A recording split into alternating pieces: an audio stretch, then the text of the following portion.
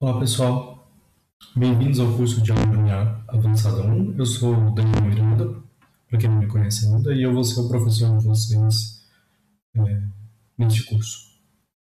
Tá? Esse curso é um dos cursos centrais da formação do matemático, provavelmente junto com o Análise Real 1, né?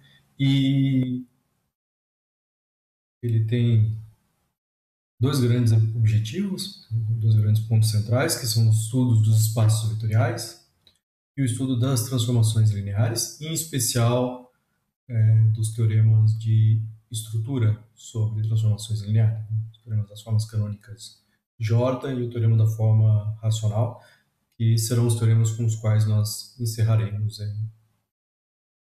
este curso. Nessa primeira aula com vocês, eu não vou falar de álgebra linear exatamente, eu vou começar definindo algumas estruturas algébricas auxiliares que a gente vai precisar. Então eu vou começar construindo os primeiros blocos para a gente poder construir um pouquinho de álgebra, né? Que são as operações binárias. Depois a gente vai fazer um pouquinho, definir o que é uma estrutura algébrica. Dentro desse contexto de estrutura algébrica, a gente vai ter os grupos, os anéis, os corpos e os espaços vetoriais, que serão os elementos centrais do nosso, do nosso estudo nesse curso. Né? Então, nessa aula eu vou falar um pouquinho sobre várias coisas. Né? Então, eu vou falar um pouquinho sobre grupos, em especial dos grupos de permutação. Eu vou falar um pouquinho sobre anéis, em especial dos anéis de polinômios. Eu vou falar sobre corpos e uma coisa que eu quero deixar claro é que nós vamos falar um pouquinho sobre essa coisa como linguagem e nós não vamos aprofundar esse estudo, né, dessas estruturas. Né? Cada uma dessas estruturas que eu falei para vocês merece um curso, e é um curso aqui na UFABC. Tá? Então, nós vamos, assim, aprender o básico dessa linguagem, algumas coisas que nós vamos precisar. Nós vamos precisar de corpos, porque nós vamos, nesse curso, fazer álgebra linear sobre corpos quaisquer. Nós vamos precisar um pouquinho dos grupos de permutação, quando a gente for estudar determinante. Nós vamos precisar um pouco mais dos anéis de polinômios. Né? Os anéis de polinômios desempenham um papel extremamente estrutural na hora que a gente for estudar as transformações lineares em profundidade. Tá? Então, a gente vai começar o nosso curso.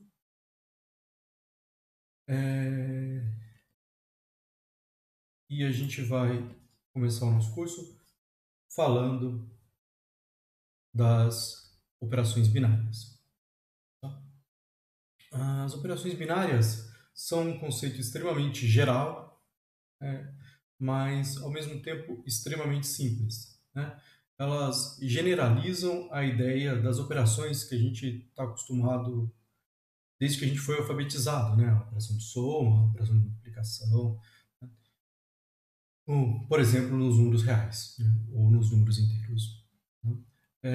Então, uma operação binária, tá? É simplesmente uma função do produto cartesiano de A em A. Ou seja, o que isso aqui significa? Significa que uma operação binária aceita como entrada dois elementos e me retorna um elemento do mesmo conjunto. Tá? Ela precisa estar definida para qualquer dois elementos. Isso é um detalhe que está subentendido ao dizer que ele é uma função de A cartesiano A em A. Tá? A maior parte das vezes, nós não usaremos essa notação que eu coloquei aqui com vocês. Né? Tipo, escrever mi de AB não o que a gente vai fazer a maior parte das vezes. A maior parte das vezes, nós denotamos operações binárias através de um ponto, através de um mais, quando essa operação, em geral, quando essa operação for comutativa, através de um asterisco ou através de outro símbolo, colocando o elemento, um símbolo, outro elemento. Tá? É importante que, em alguns contextos, nós vamos ter mais de uma operação binária no mesmo conjunto e nós vamos precisar distinguir ela. Então, um pouquinho de atenção. E nós vamos quando nós escrevemos essa notação aqui, parênteses, o conjunto e um ponto, isso daqui significa um conjunto munido de uma operação binária, né? Quer dizer, um conjunto no qual nós escolhemos, fixamos, equipamos ele com uma operação binária. Tá? Como eu disse para vocês, né, os exemplos de operações binárias vêm acompanhando a gente há muito tempo, né? Desde que a gente começou. São os exemplos de adição, de multiplicação e subtração, nos inteiros, nos reais, nos complexos, nos racionais, né? Em todos esses lugares, adição, multiplicação e subtração são operações binárias. Tá? Mas vale observar que a divisão não é uma operação binária nos inteiros. Né? Por que isso acontece? Porque não estão definidos, por exemplo, essas duas operações aqui. Eu não posso dividir 1 por 2, eu não posso dividir 1 por 0. Tá? E como eu disse para vocês no slide anterior, a operação binária é uma função que a cada dois elementos associa um terceiro. Tá? E nesse caso, essa função não estaria definida para o par 1, 2. Tá? Então, ela não é uma operação binária. E nem para o par 1, 0. Tá?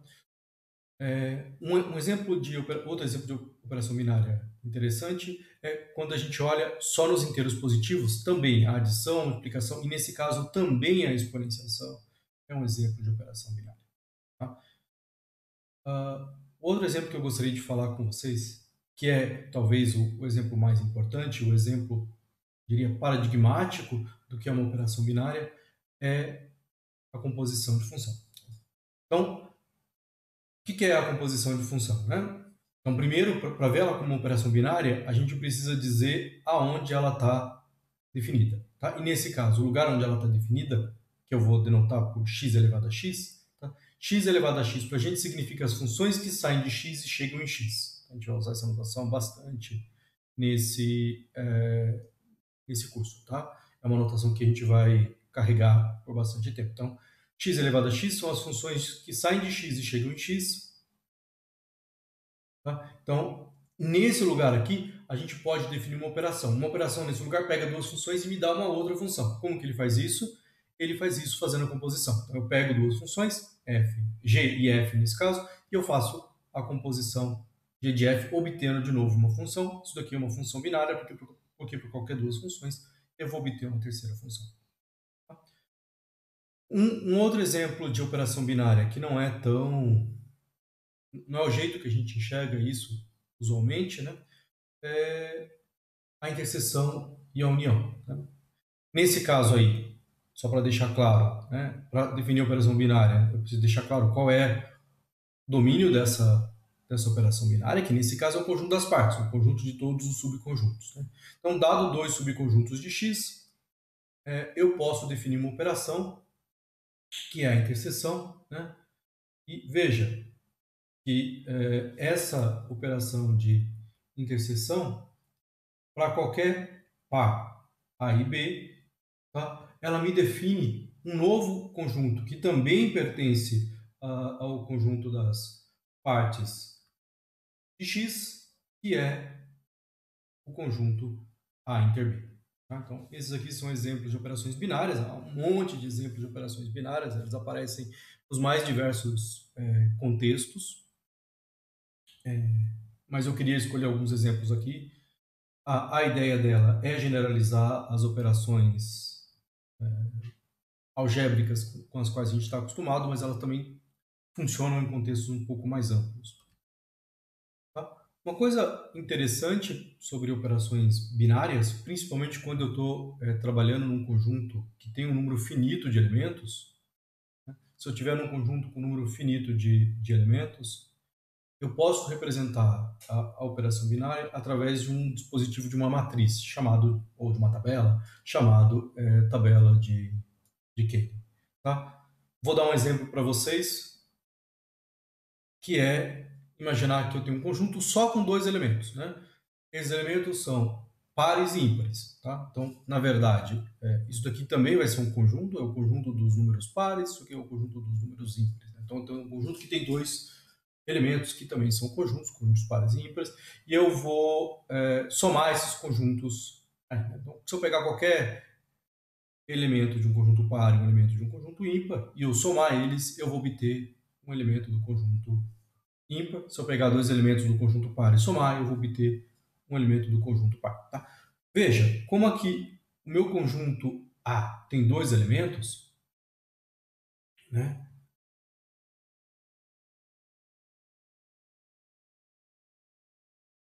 Tá?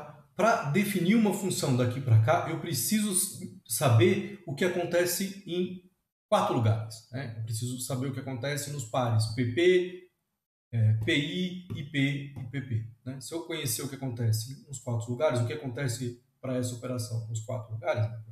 Operação de soma. Nesse caso, eu vou conhecer a operação. E é o que a gente tem nessa tabela aqui. Tá?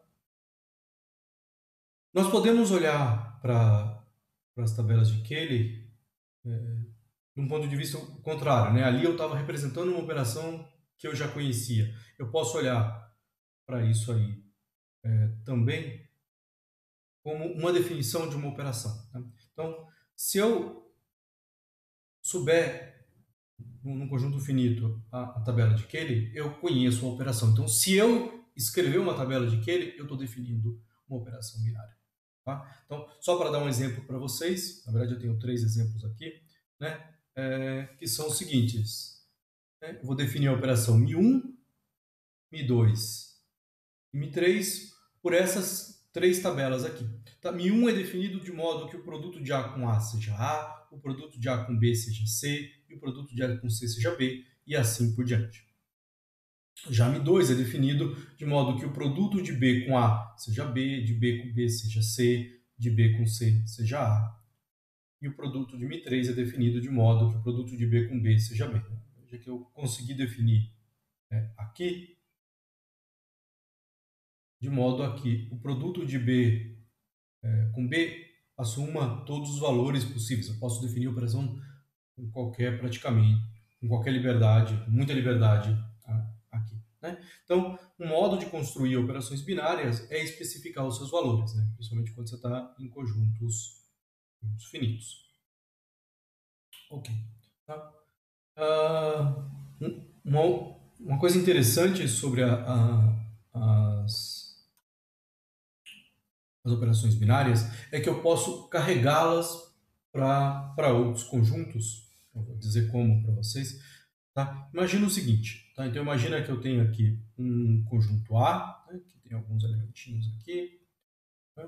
E eu tenho um conjunto B, e eu tenho aqui outros elementos, né?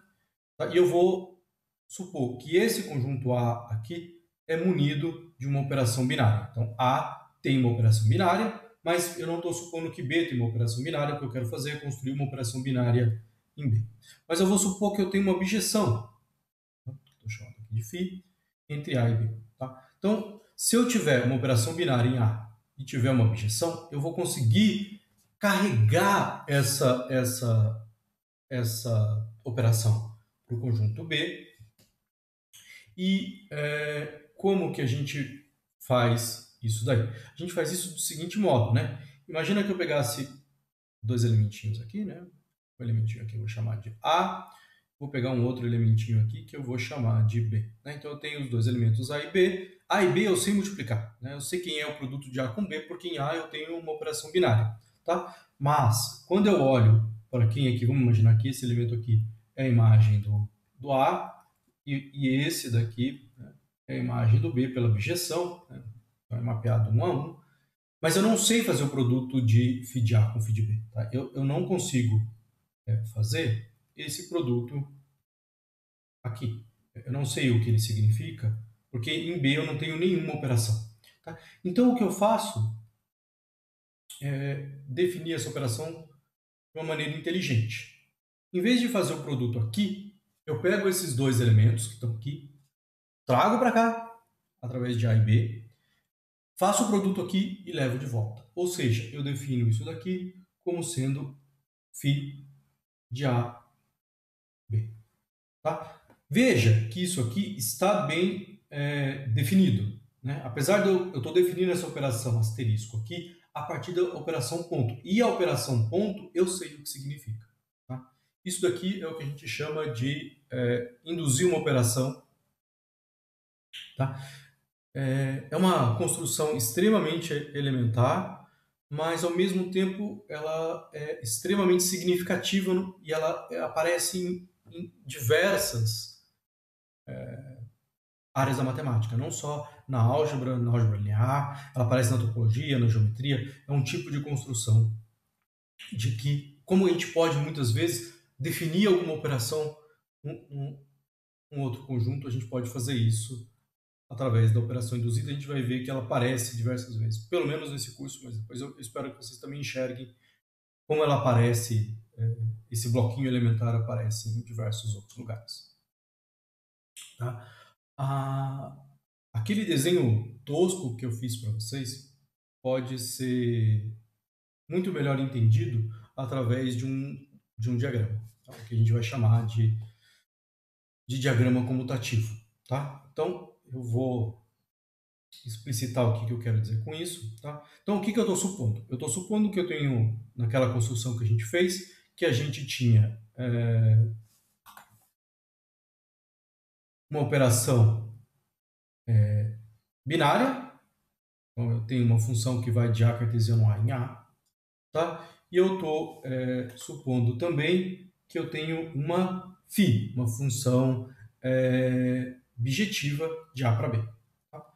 Toda vez que eu tenho uma função bijetiva de A para B, eu ganho, de graça, uma função bijetiva de A cartesiano A em B cartesiano B, né? Mapeando a primeira entrada com a primeira entrada e a segunda entrada pela segunda entrada através da φ, o que nós estamos aqui denotando por φ cartesiano φ, né? Que age na primeira entrada como φ, age na segunda entrada como φ.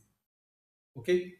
Então, nesse desenho aqui, nós conhecemos essas três funções aqui. Uma função de A em B, dada por φ, uma função de A cartesiano A em A, que é a operação binária, e a operação de A cartesiano A em B cartesiano B, dada pelo produto de φ com φ. Tá? O que nós não conhecemos aqui é quem é asterisco. Qual seria a operação que eu gostaria de colocar aqui? Tá? E o que nós fizemos na construção da operação induzida foi escolher asterisco de modo a que esse diagrama aqui seja um diagrama comutativo. O que eu quero dizer com isso? Tá? Quero dizer com isso o seguinte: imagina que eu saia de A cartesiano A para B. Tá? Eu tenho dois modos de ir de A cartesiano A para B. Tá? Eu posso vir por aqui, né? Então, A cartesiano A, eu desço para A e depois eu vou para B. Ou eu posso ir por um outro caminho. Eu posso vir por aqui. Tá? Se eu soubesse quem é asterisco, né? Eu poderia primeiro trocar de A cartesiano A para B cartesiano B e depois fazer a operação asterisco para chegar até aqui. Tá? O que nós fizemos foi definir asterisco de modo que ir por esse caminho ou vir por esse caminho deu o mesmo resultado. Tá? Vamos olhar aqui, que na verdade é isso aqui mesmo. Vamos escrever primeiro esse lado aqui desse diagrama, que significa isso daqui. Bom, então eu pego dois elementos, A e B, tá? E aí o que eu faço com eles é calcular o produto de A com B. Isso vai me dar um elemento aqui. E depois eu calculo φ disso daí, e o que eu obtenho aqui como resultado é φ de AB. Tá? Então, na hora que eu parto de percorrer esse lado aqui, desse diagrama, é partir de um par AB e chegar em φ de... aqui é ponto. Φ de AB. Ok? Já se eu olhar o que significa percorrer o outro lado do diagrama, então aqui eu tenho o seguinte: eu também parto, por exemplo, de um AB, e isso daqui, né, por φ m elevado em φ de A, φ de B, cada coordenada é mapeada por φ, e aí eu deveria fazer o produto asterisco, né? Então, o produto asterisco dessas duas entradas aqui me daria φ de A primeira entrada, asterisco φ de B. Tá? E pedir que o diagrama φ de B. tá? E pedir que o diagrama comute significa pedir que essas duas coisas aqui são iguais, que é exatamente o que nós definimos aqui ao dizer a operação induzida. Tá? Então, eu queria chamar a atenção um pouquinho sobre isso para vocês. Diversas vezes, em matemática um pouco mais avançada, nós vamos fazer definições de modo a garantir que certos diagramas comutem. Tá? Isso daí faz parte do que eu chamaria de uma intuição algébrica. Entende? Do mesmo jeito que você tem uma intuição geométrica, intuição probabilística, intuição analítica, existe um certo tipo de intuição algébrica e diagramas comutar faz parte, talvez, das coisas mais básicas de uma intuição algébrica. Ok. As operações binárias são extremamente interessantes. Acho que eu dei alguns exemplos que mostram que elas são extremamente úteis e aparecem em diversos contextos, mas elas são extremamente gerais, tá? E coisas extremamente gerais são muito difíceis de serem trabalhadas porque é impossível provar resultados que sejam interessantes sobre coisas tão gerais assim. Então, para poder estudar essas operações, em geral, nós precisamos pedir que elas satisfaçam certas propriedades, né, certas identidades. Tá? Nesse slide aqui, eu apresento para vocês três, deveria ter uma quarta que não coube aqui, propriedades que são extremamente comuns de serem estudadas. Né? A primeira delas é a associatividade, a segunda é a existência de um elemento neutro, e a terceira é a existência de inversos. Tá? Eu vou falar um pouquinho sobre cada uma delas. Vocês já devem conhecer todas elas. Né? Bom, nós vamos dizer que uma operação binária é associativa, tá? Se o produto de A com B com C, né? Então aqui eu estou fazendo primeiro o produto de B com C e depois fazendo o produto de A, isso foi igual a fazer primeiro o produto de A com B e depois fazer o produto com C. A maior parte das operações que nós encontramos, ou que vocês encontraram até agora, são associativas, mas existem também operações não associativas bastante interessantes. E isso daqui, de novo, é um diagrama como está, né? Você faz o produto disso aqui com isso e depois faz isso daqui, ou você faz esse produto primeiro e depois esse, e isso dá o mesmo resultado. A existência de elemento neutro é a existência de um elemento que, quando eu multiplico à esquerda ou à direita, ele dá o próprio elemento inicial para todo elemento inicial. Então, isso quer dizer que para qualquer A, E vezes A igual a A vezes E igual a A. Os elementos neutros ou identidades são denotados geralmente por E, 1 ou 0. Né? Então, se for multiplicativo, a gente usa o 1, né? Se for aditivo, a gente usa o 0. Né? Se a operação for comutativa, a gente usa o 0. Tá? Finalmente, o inverso de um elemento é um elemento que, quando eu faço a operação, né, o inverso de A é um elemento B, tal que A vezes B igual a B vezes A igual a E. Né? Nós aqui estamos considerando o inverso à esquerda e à direita juntos, o inverso completo. Tá? Em alguns livros por aí vocês vão ver primeiro ser definido o inverso à esquerda, depois o inverso à direita, depois o que nós estamos chamando de inverso de verdade. Tá? Então, além dessas três propriedades que a gente pode pedir aqui, tem outras muito interessantes, como por exemplo a comutatividade, né, que seria poder trocar a ordem do A, B e o C. Aqui veja que na associatividade a ordem não foi trocada, só a ordem que as operações são realizadas, mas não a ordem das entradas. Tá? E a primeira coisa extremamente simples que eu queria fazer com vocês é mostrar que, se eu estiver considerando uma operação binária que é associativa e que possui uma identidade, cada elemento A terá no máximo um inverso. Se tiver um inverso, ele será único, né? Essa é a primeira coisa que eu queria provar com vocês. Então, eu não estou dizendo que necessariamente tem o inverso. Eu estou dizendo que estou falando algo sobre a unicidade do inverso. Tá? Então, a primeira coisa que a gente vai fazer é supor, né? A gente vai supor que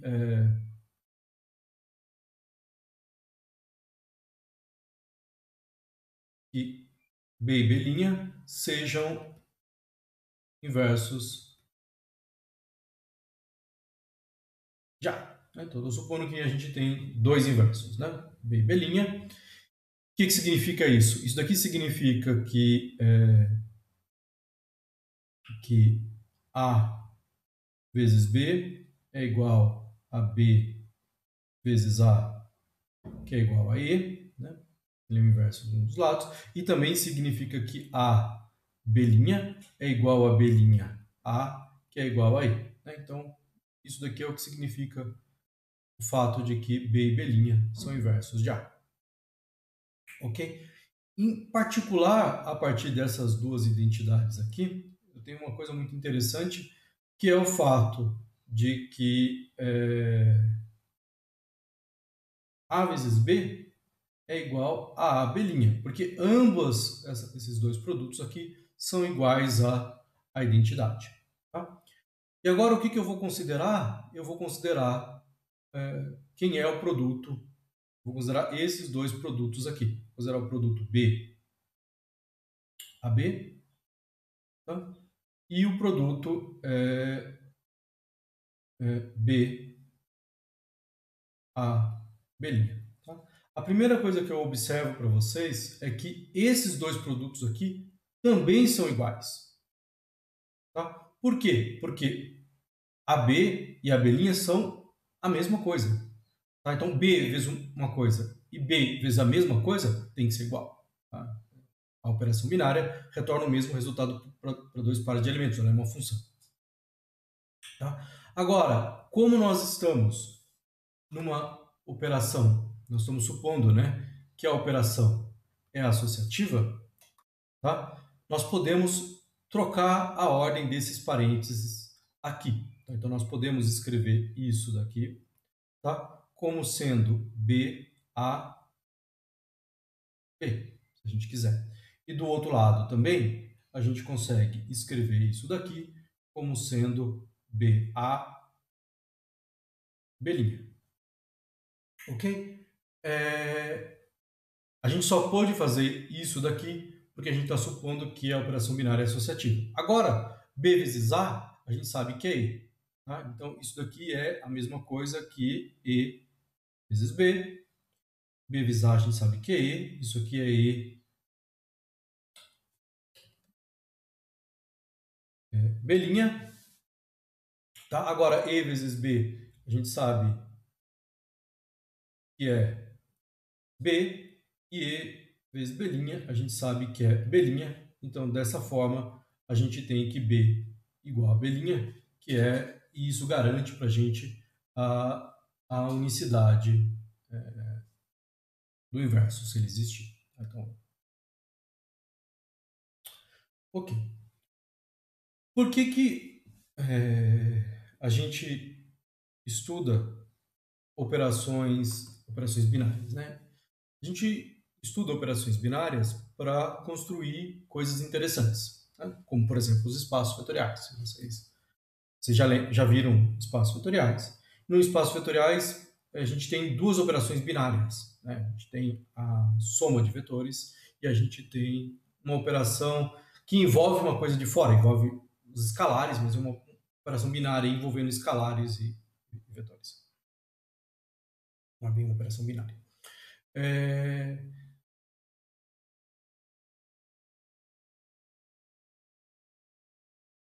O que a gente faz o que a gente quer fazer aqui é construir novos exemplos de objetos matemáticos interessantes.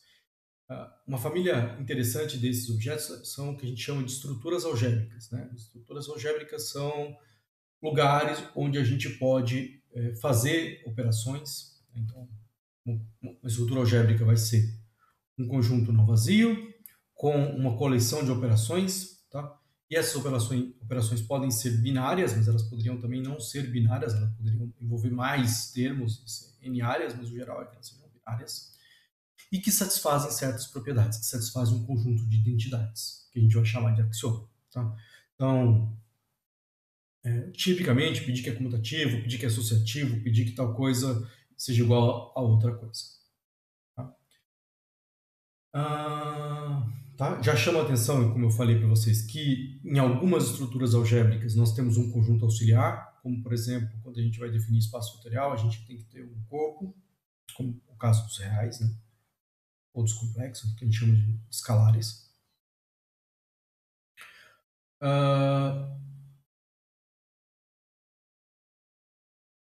E antes de eu seguir, falando um pouquinho aqui para vocês, né? Assim, nesse curso nós vamos estudar uma estrutura algébrica em detalhes, né? Que são os espaços vetoriais.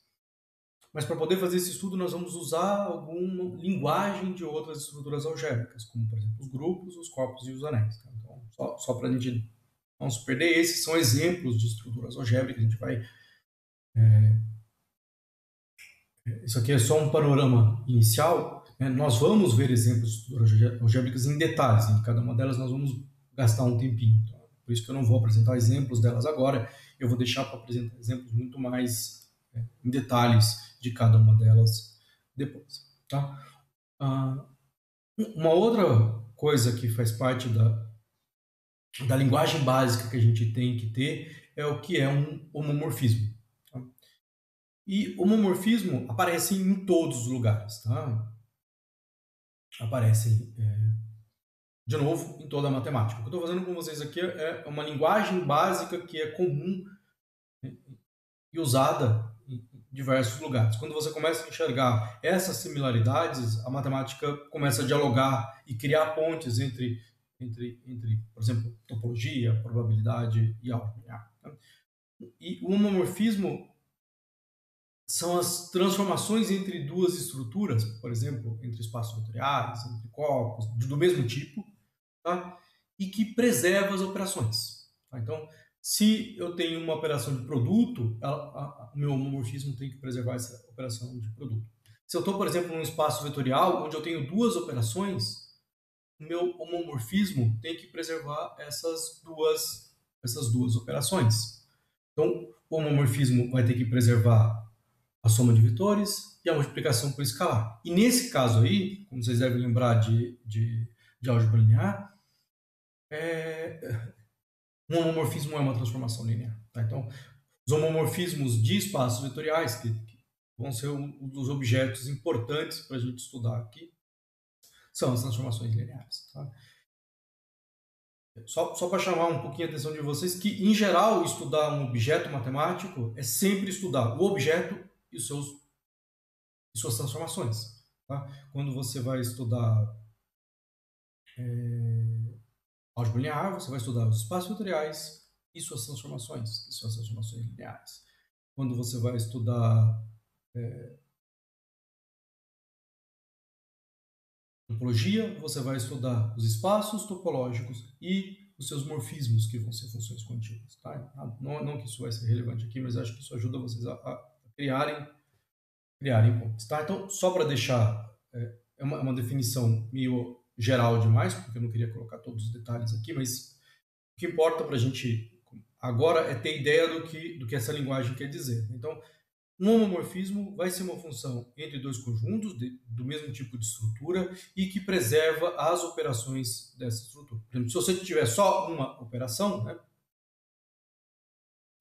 Por exemplo, um produto aqui, você vai pedir que f do produto seja o produto das f's. Ok?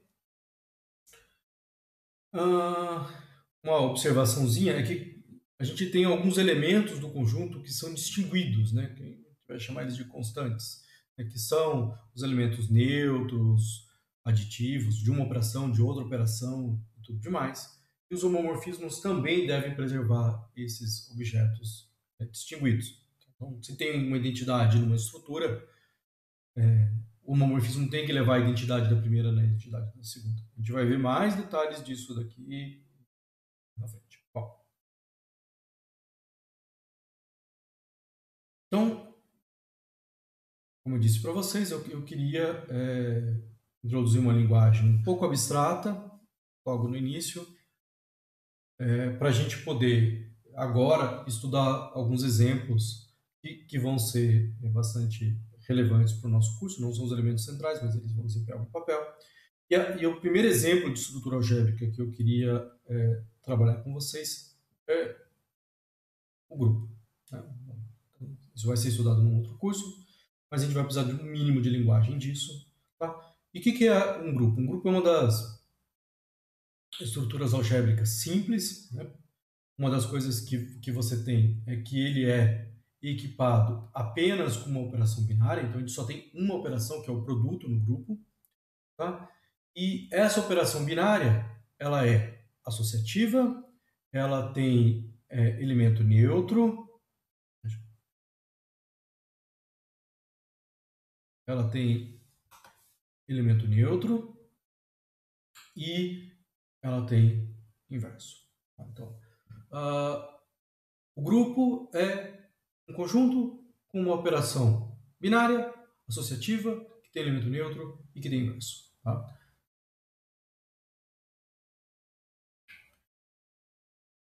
Eu vou dar alguns exemplos de grupo para vocês, mas eu queria chamar a atenção, né? Porque é isso daqui que eu quero chamar a atenção. É o que a gente vai, é o que vai sobreviver aqui para a gente, né? Que na verdade, quando eu falar de um grupo, né, em geral eu vou escrever só G, seja G um grupo, tá? Como todo mundo faz.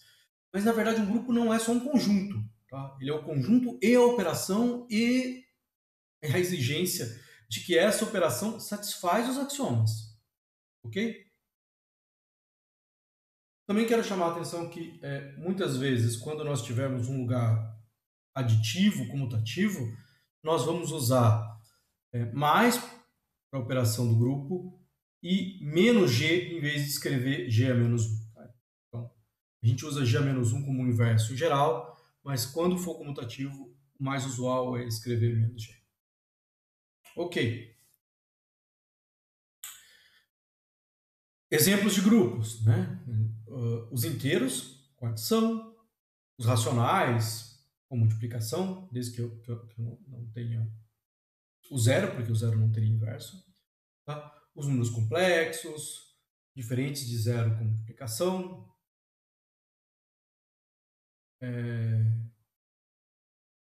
Os números inteiros entre 0 e n menos 1, com a adição módulo n, né? Isso aqui talvez vocês tenham visto em teoria de números, né? Então, o que eu estou dizendo aqui é, eu vou definir nos inteiros uma soma que, quando passar de n, eu volto na aritmética do relógio. Eu vou dar um exemplo daqui a pouco disso daqui. Volto para o que sobra do resto da aritmética do relógio. Tá? Eu posso definir um dos grupos mais simples, que é um conjunto de um único elemento, estou chamando aqui de zero, uma operação definida do único jeito possível. 0 mais 0, só tem uma coisa possível para ele ser, o próprio zero. Isso aqui é um exemplo de um grupo, é um grupo abeliano porque ele é comutativo. A gente vai chamar os grupos comutativos de grupos abelianos. Tá? E o exemplo que nós precisamos aqui, que eu vou entrar em detalhes daqui a pouquinho, que é as permutações. O conjunto das permutações vão ser um exemplo de um grupo. Tá? Para dar um exemplo mais concreto também, o conjunto das matrizes invertíveis. Né? Então, se eu tenho duas matrizes invertíveis e faço o produto deles, eu obtenho uma matriz invertível. Eu tenho uma matriz invertível que é um elemento neutro, que é a identidade. Tá? E não é difícil de verificar que cada uma desses exemplos que eu dei para vocês aqui satisfazem de verdade os axiomas de grupo. Tenho que verificar que o conjunto está munido com a operação está bem definida e que satisfaz aquelas 4 propriedades anteriores. Ok. Então, antes de eu seguir, eu queria dar alguns exemplos de como as propriedades de grupo fornecem para a gente algumas proposições bem simples. Então, eu queria falar primeiro para vocês da propriedade de cancelamento. A propriedade de cancelamento não é bloquear alguém no Twitter e falar que nunca mais vou ler suas obras e nem ouvir suas músicas, tá? É o seguinte fato, que se você tem GH igual a GJ, eu posso cortar o G aqui e isso vai me implicar que H igual a J, né? Aqui eu estou cortando o G à esquerda, mas a mesma coisa também é verdade e eu posso cortar o G à direita, né? Eu vou provar uma delas só, porque a outra é análoga, tá? Eu também tenho uma propriedade sobre a inversa, né, que a inversa de GH é igual a H menos 1 G menos 1. Então, a inversa do produto é o produto das inversas, mas na ordem trocado, o H e o G trocaram de ordens aqui. E que a equação é Gx igual a J pode ser resolvida, estou supondo que x aqui é uma variável, né, e eu quero determinar o x de modo que Gx seja igual a J. Isso aqui pode ser resolvido, né, essencialmente multiplicando por G menos 1 à esquerda, então eu multiplico por à direita, a esquerda, não sei esquerda e direita, não. A esquerda. Então eu multiplico por G menos 1 à esquerda, G vezes G menos 1 some aqui, fica só o X, e aqui fica G menos 1 de J. Ok? Eu vou mostrar como que a gente consegue demonstrar esses três fatos bem elementares a partir dos axiomas de grupo. Então a primeira que a gente vai fazer é a propriedade de cancelamento, né? Então a gente vai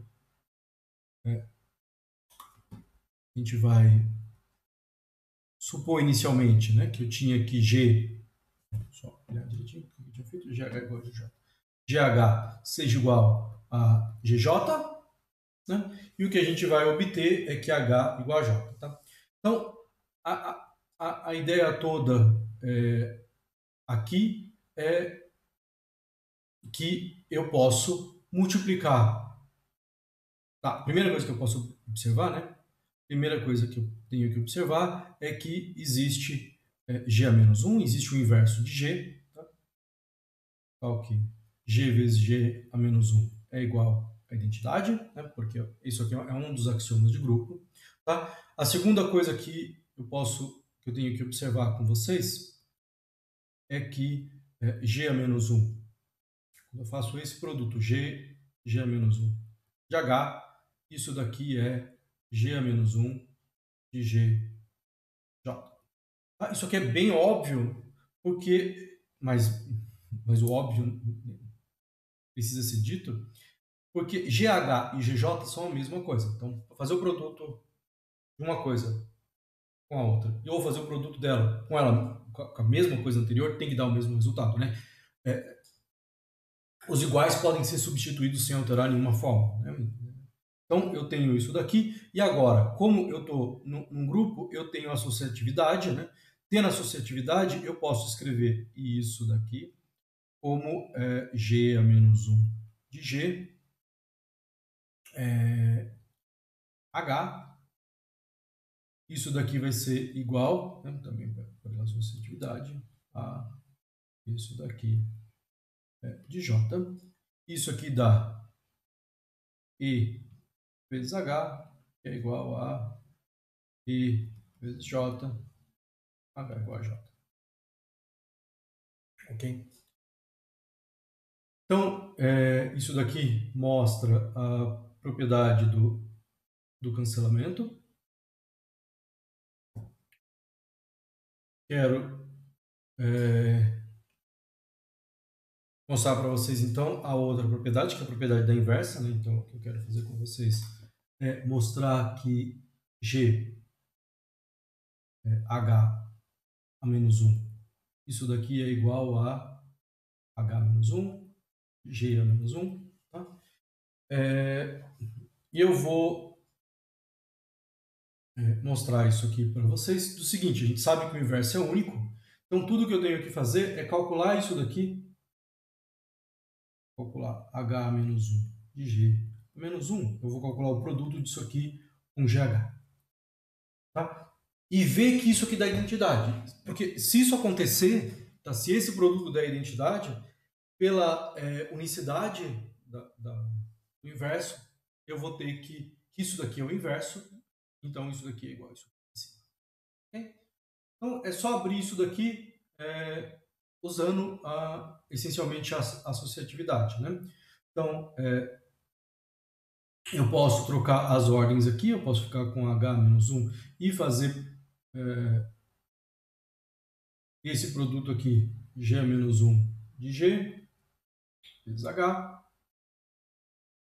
obtendo, né, H-1, G-1 de G é E, né, porque a gente está supondo que G-1 é a inversa de G, vezes H. Isso daqui vai ser igual, bom, a identidade com qualquer lado que você queira vai dar H-1 de E, né? Posso fazer o produto nessa ordem, aqui. Isso aqui vai me dar H-1 vezes H, que é igual à identidade. Tá? Então, o que nós provamos aqui é que o produto desse elemento com esse elemento dá identidade. Então, esse elemento é o inverso desse. Se esse elemento é o inverso desse, por definição, ele é igual a isso daqui. Ok? Então, que é o que a gente queria provar. Ok.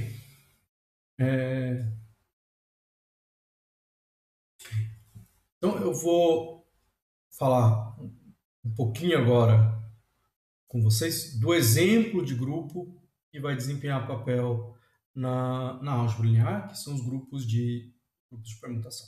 Okay? Ele é um exemplo, a gente vai trabalhar um exemplo de grupo em detalhes, porque a gente vai precisar de uma propriedade dos grupos de permutação quando a gente for falar um pouquinho de determinante. Ok, então a primeira coisa que quando a gente está falando de grupo de permutação é bastante usual é uma notação para denotar o conjunto de 1 até n. Tá? A gente vai denotar o conjunto de 1 até n com essa colchete aqui para dizer que são todos elementos de 1 até n. Okay? Então, o que é o grupo de permutação? Tá? O grupo de permutação é o grupo de todas as bijeções de 1 até n até 1 até n. Tá? Então, são todas as funções bijetivas de 1 até n até 1 até n. Tá? Então, esse é o conjunto. O conjunto são as funções bijetivas. Qual é a operação? A operação é composição. Tá? Composição de função. Composição de função, a gente sabe que é associativa. Quem não sabe isso pode dar uma olhada nas notas, está provado lá. A gente sabe que existe um elemento neutro, que é a função identidade, que mapeia o 1 no 1, o 2 no 2, o 3 no 3, o n no n. Né? Como uma função objetiva, ela tem inversa. Tá? Então, o grupo de permutações satisfaz os axiomas de grupo. Né? Ele é um conjunto com uma operação que é associativa, que tem identidade e que todo elemento tem inverso. O inverso aqui é a inversa da função. Ok? Então, antes da gente seguir, eu quero dar um exemplo do ponto de vista bem diagramático para vocês. Então, agora aqui eu quero exibir para vocês de maneira concreta quem é o grupo de permutação de 3 elementos. E por que que chama esse grupo de permutação? Tá? Então, o meu conjunto aqui, né, é o conjunto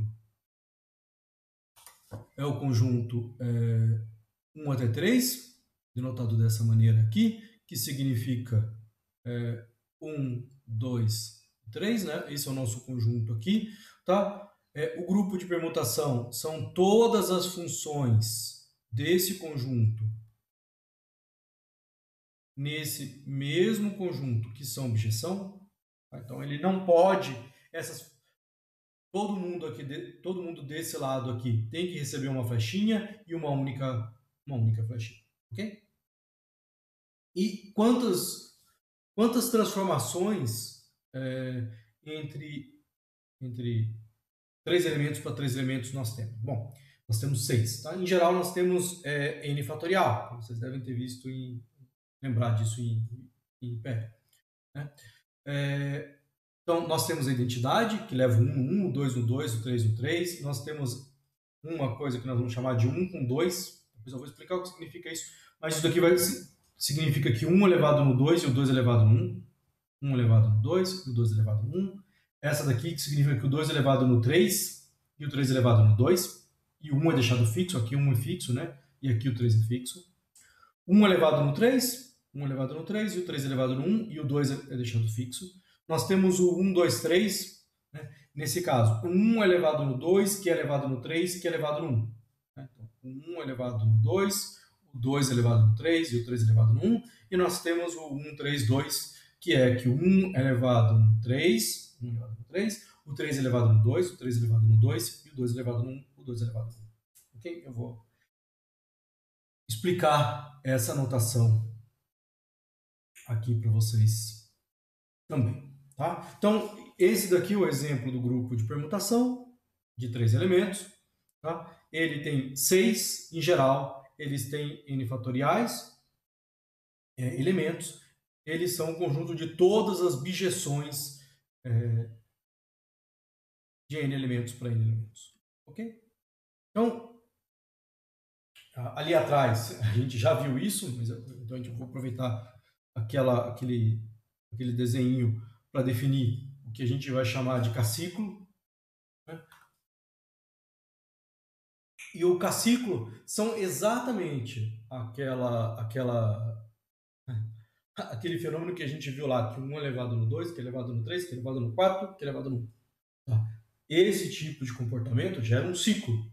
Tá? E é o que a gente vai chamar de cassículo K, quando ele tem K elementos. Então, uma lista ordenada I1 até IK, eu preciso dizer quem são I1 até IK, tá? É um cassículo quando eu tiver que a minha permutação faz exatamente isso. Ela leva o I1 no I2, no I3, no IK, e o IK elevado no I1, a gente que estava falando lá atrás.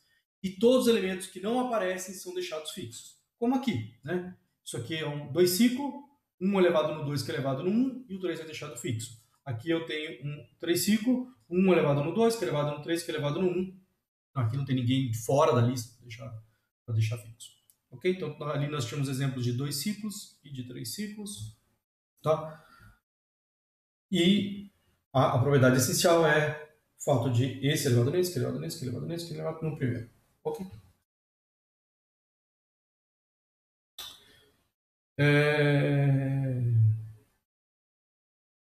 Eu vou aproveitar e tentar fazer um desenho aqui para vocês, uma coisa que é... Não, acho que eu faço isso depois. Tá?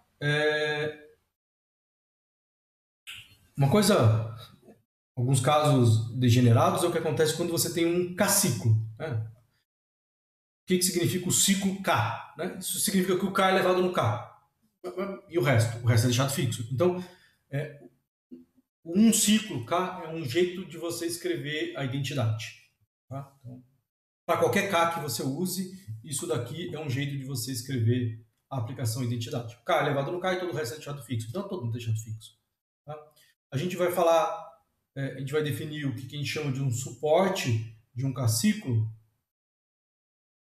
como sendo as entradas que são movidas por aquele cassículo. Né? Então, como o cassículo que a gente definiu aqui atrás, né, movia o I1 no I2, o I3 no IK e no I1, o seu suporte são esses elementos do conjunto de 1 até N que são modificados, que é o I1, o I2 até o IK.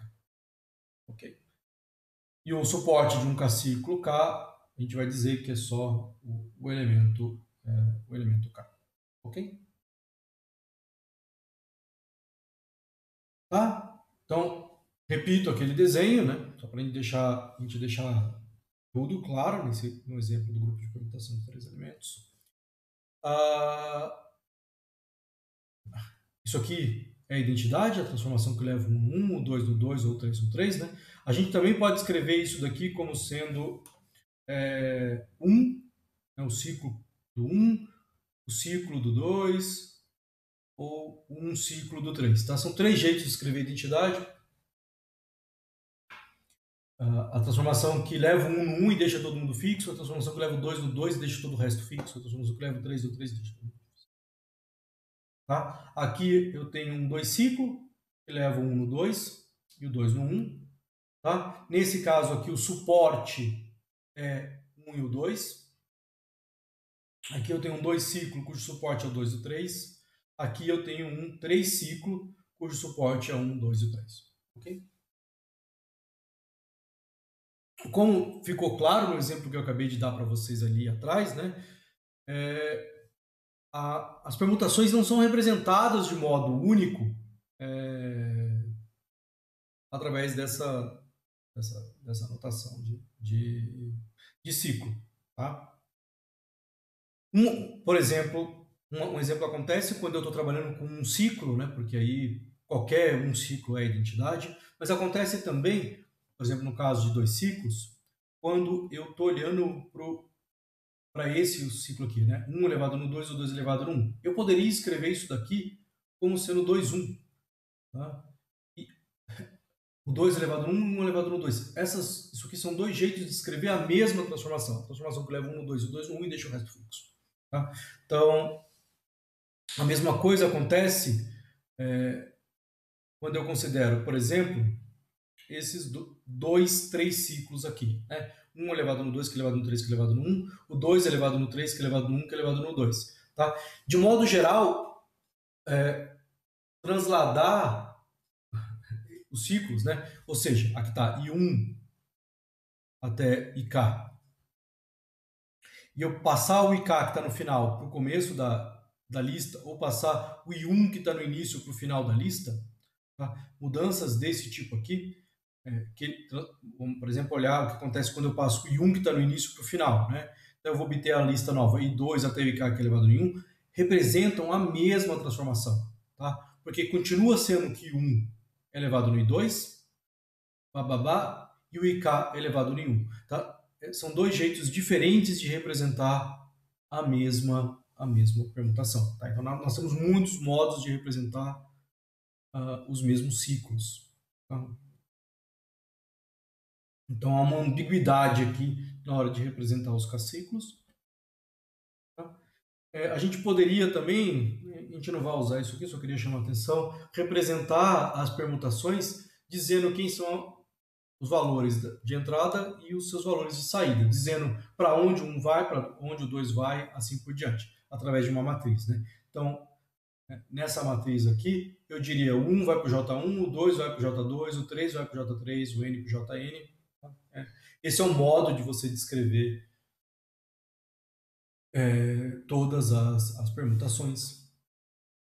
Tá? Mas não é o modo como nós faremos. Tá? O modo como nós faremos para descrever todas as permutações vai depender do resultado que a gente vai provar agora, é que a gente vai decompor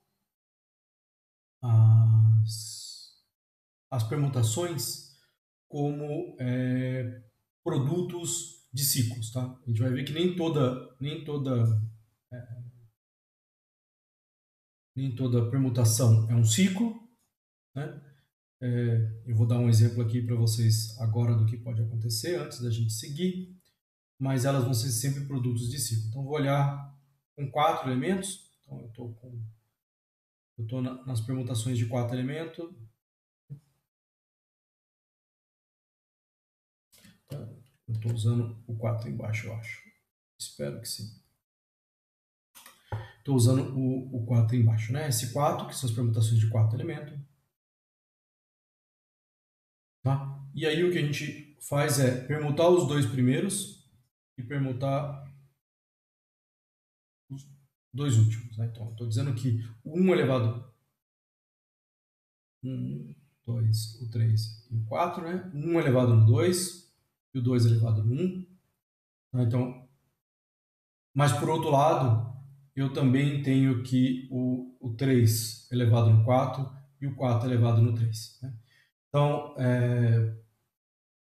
quando eu olho para essa permutação aqui em S4, ela não é um ciclo, tá? Porque ela não tem essa cara que todo mundo é elevado no 1 e o resto é deixado fixo. Ela, na verdade, tem dois ciclos acontecendo em partes separadas dela, né? Na parte de cima eu tenho um ciclo agindo, que deixa o ciclo de baixo fixo. Na parte de baixo eu tenho um ciclo agindo, que deixa a parte de cima fixa. E como a gente vai ver, essa permutação que eu acabei de escrever com vocês aqui, né, que leva 1 no 2, o 2 no 1, o 3 no 4 e o 4 no 3, ela vai poder ser escrita, né, vou dar um nome aqui para ela de sigma, essa permutação sigma aqui, ela é o produto desses dois ciclos aqui. Tá? Então, o que a gente vai provar daqui agora, imediatamente agora, é que toda permutação pode ser escrita como produto de aciclos. Tá? Então, por isso que a gente introduziu os caciclos, porque eles são permutações mais simples e todas as permutações, de modo geral, podem ser decompostas dessa forma. Olá, pessoal. Então, estava gravando a aula e percebi que minha cafeína tinha acabado, estava perdendo a atenção. Então, eu pausei para ir tomar um café e voltar um pouco mais animado para continuar aqui com vocês. Isso me lembra uma história de quando eu estava dando base, isso foi uns 5, mais talvez 7 anos atrás. Eu estava resolvendo um problema de módulo, né? Um problema do tipo x mais 1 mais x mais 3 igual a 4. Problema simples de módulo, né? Isso que a gente faz o tempo todo. Eu estou fazendo o problema 8 e pouquinho da manhã. Eu começo a ver que, nossa, que problema difícil. Não consigo. Tá travando. Sabe quando você tá brigando? Eu falo, nossa senhora, meu cérebro, cara, danificou. Eu lá na frente da sala, suando frio para resolver um problema idiota e pensando, meu Deus do céu, estraguei meu cérebro. O que eu fiz para estragar meu cérebro? Eu fiz muita coisa possível para estragar meu cérebro. Eu estava pensando qual delas foi estragar meu cérebro de verdade. Apavorado. Mas com muito esforço, sabe aquela coisa de brigar, eu quero, mas eu vou tentar resolver essa coisa. Eu vou lá e falo, não, bom, beleza, resolvi o problema. Bom, depois de ter resolvido suando frio, passo pro segundo. Agora eu vou resolver o segundo. Né? E escrevo ele na lousa, e na hora que eu escrevo ele na lousa, eu falo, puta, fudeu, cara. Esse é mais difícil que o primeiro. E já pensando, vou aposentar por invalidez, né? Porque se você não sabe fazer isso, aposenta por invalidez, né? Professor de matemática que não sabe fazer isso, pode aposentar. E aí, de repente, me vem assim, o que eu fiz? Eu não tomei café de manhã. Foi a primeira vez que eu tinha ido para a universidade sem tomar café, minha cafeteira tinha quebrado, sei lá. E meu cérebro não estava funcionando. Nossa. Saio correndo da sala, correndo da sala. Vou procurar alguma fonte de café. Nessa época ainda não tinha as cantinas ali do Bloco L e tal, não tinha aquelas máquinas. Acho um café Pelé solúvel ali daquela salinha do lado da Prograde. Jogo num copinho de plástico com água fria do bebedor. Que coisa nojenta. Não é café, é cafeína. Espero que funcione. Toma, que nojento, nojento, nojento. Olhe para aquilo. Não, precisa de segundo. Faça um segundo café solúvel Pelé com água do bebedor. Toma. E volto para aula. Para aula, continuo dando aula. Minha aula melhorou muito. Eles deviam estar pensando, nossa, o cara devia estar muito apertado. Bom, mas eu aprendi que pausa para o café são importantes. E sobre isso também que eu queria falar com vocês. Né? Uma das vantagens da gente ter aulas um pouquinho por vídeo é que de vez em quando vocês podem pausar, voltar, ler. Há muita desvantagem numa aula por vídeo. Para mim, por exemplo, é muito difícil não saber o que vocês estão pensando, não ver a cara de reação de vocês para poder dosar as coisas. Eu acho que isso é a parte mais difícil. A segunda é achar a sua personalidade na frente da câmera também, que não é uma coisa trivial. Eu gravei umas 15 vezes esse vídeo e ainda não acho que eu tenha me achado como... Eu não sou o Daniel. Nossa, todos os meus vídeos estavam muito sérios, muito sérios. Eu falei, eu não sou sério. Esses vídeos estão com essa cara sisula, séria, chata. Bom, ainda acho que não estão certo, mas a gente vai achar, tá? Então, eu aproveitei porque eu achei um errinho no slide, então eu vou continuar com o slide já corrigido. E eu vou lembrar vocês aonde a gente estava e o que a gente vai fazer, tá? Então, a gente estava falando sobre os grupos de permutação, né? Grupos de permutações são funções objetivas de um conjunto de n elementos num conjunto de n elementos, isso forma o SN, que é o grupo de permutação de n elementos. A gente falou dos caciclos, né? Os caciclos são aquelas estruturas do tipo A elevado em B, que é elevado em C, que é elevado em D, que é elevado em A, que é elevado no primeiro, né? Então você tem esse tipo de coisa aí. E no finalzinho antes da gente ir para o recreio e tomar café, a gente estava eu estava falando para vocês que um dos resultados importantes que a gente vai precisar é que, na verdade, toda permutação, né, a gente vai conseguir decompor ela como, como produto de caciclos. Então é isso que eu vou continuar fazendo agora. Só que antes de eu entrar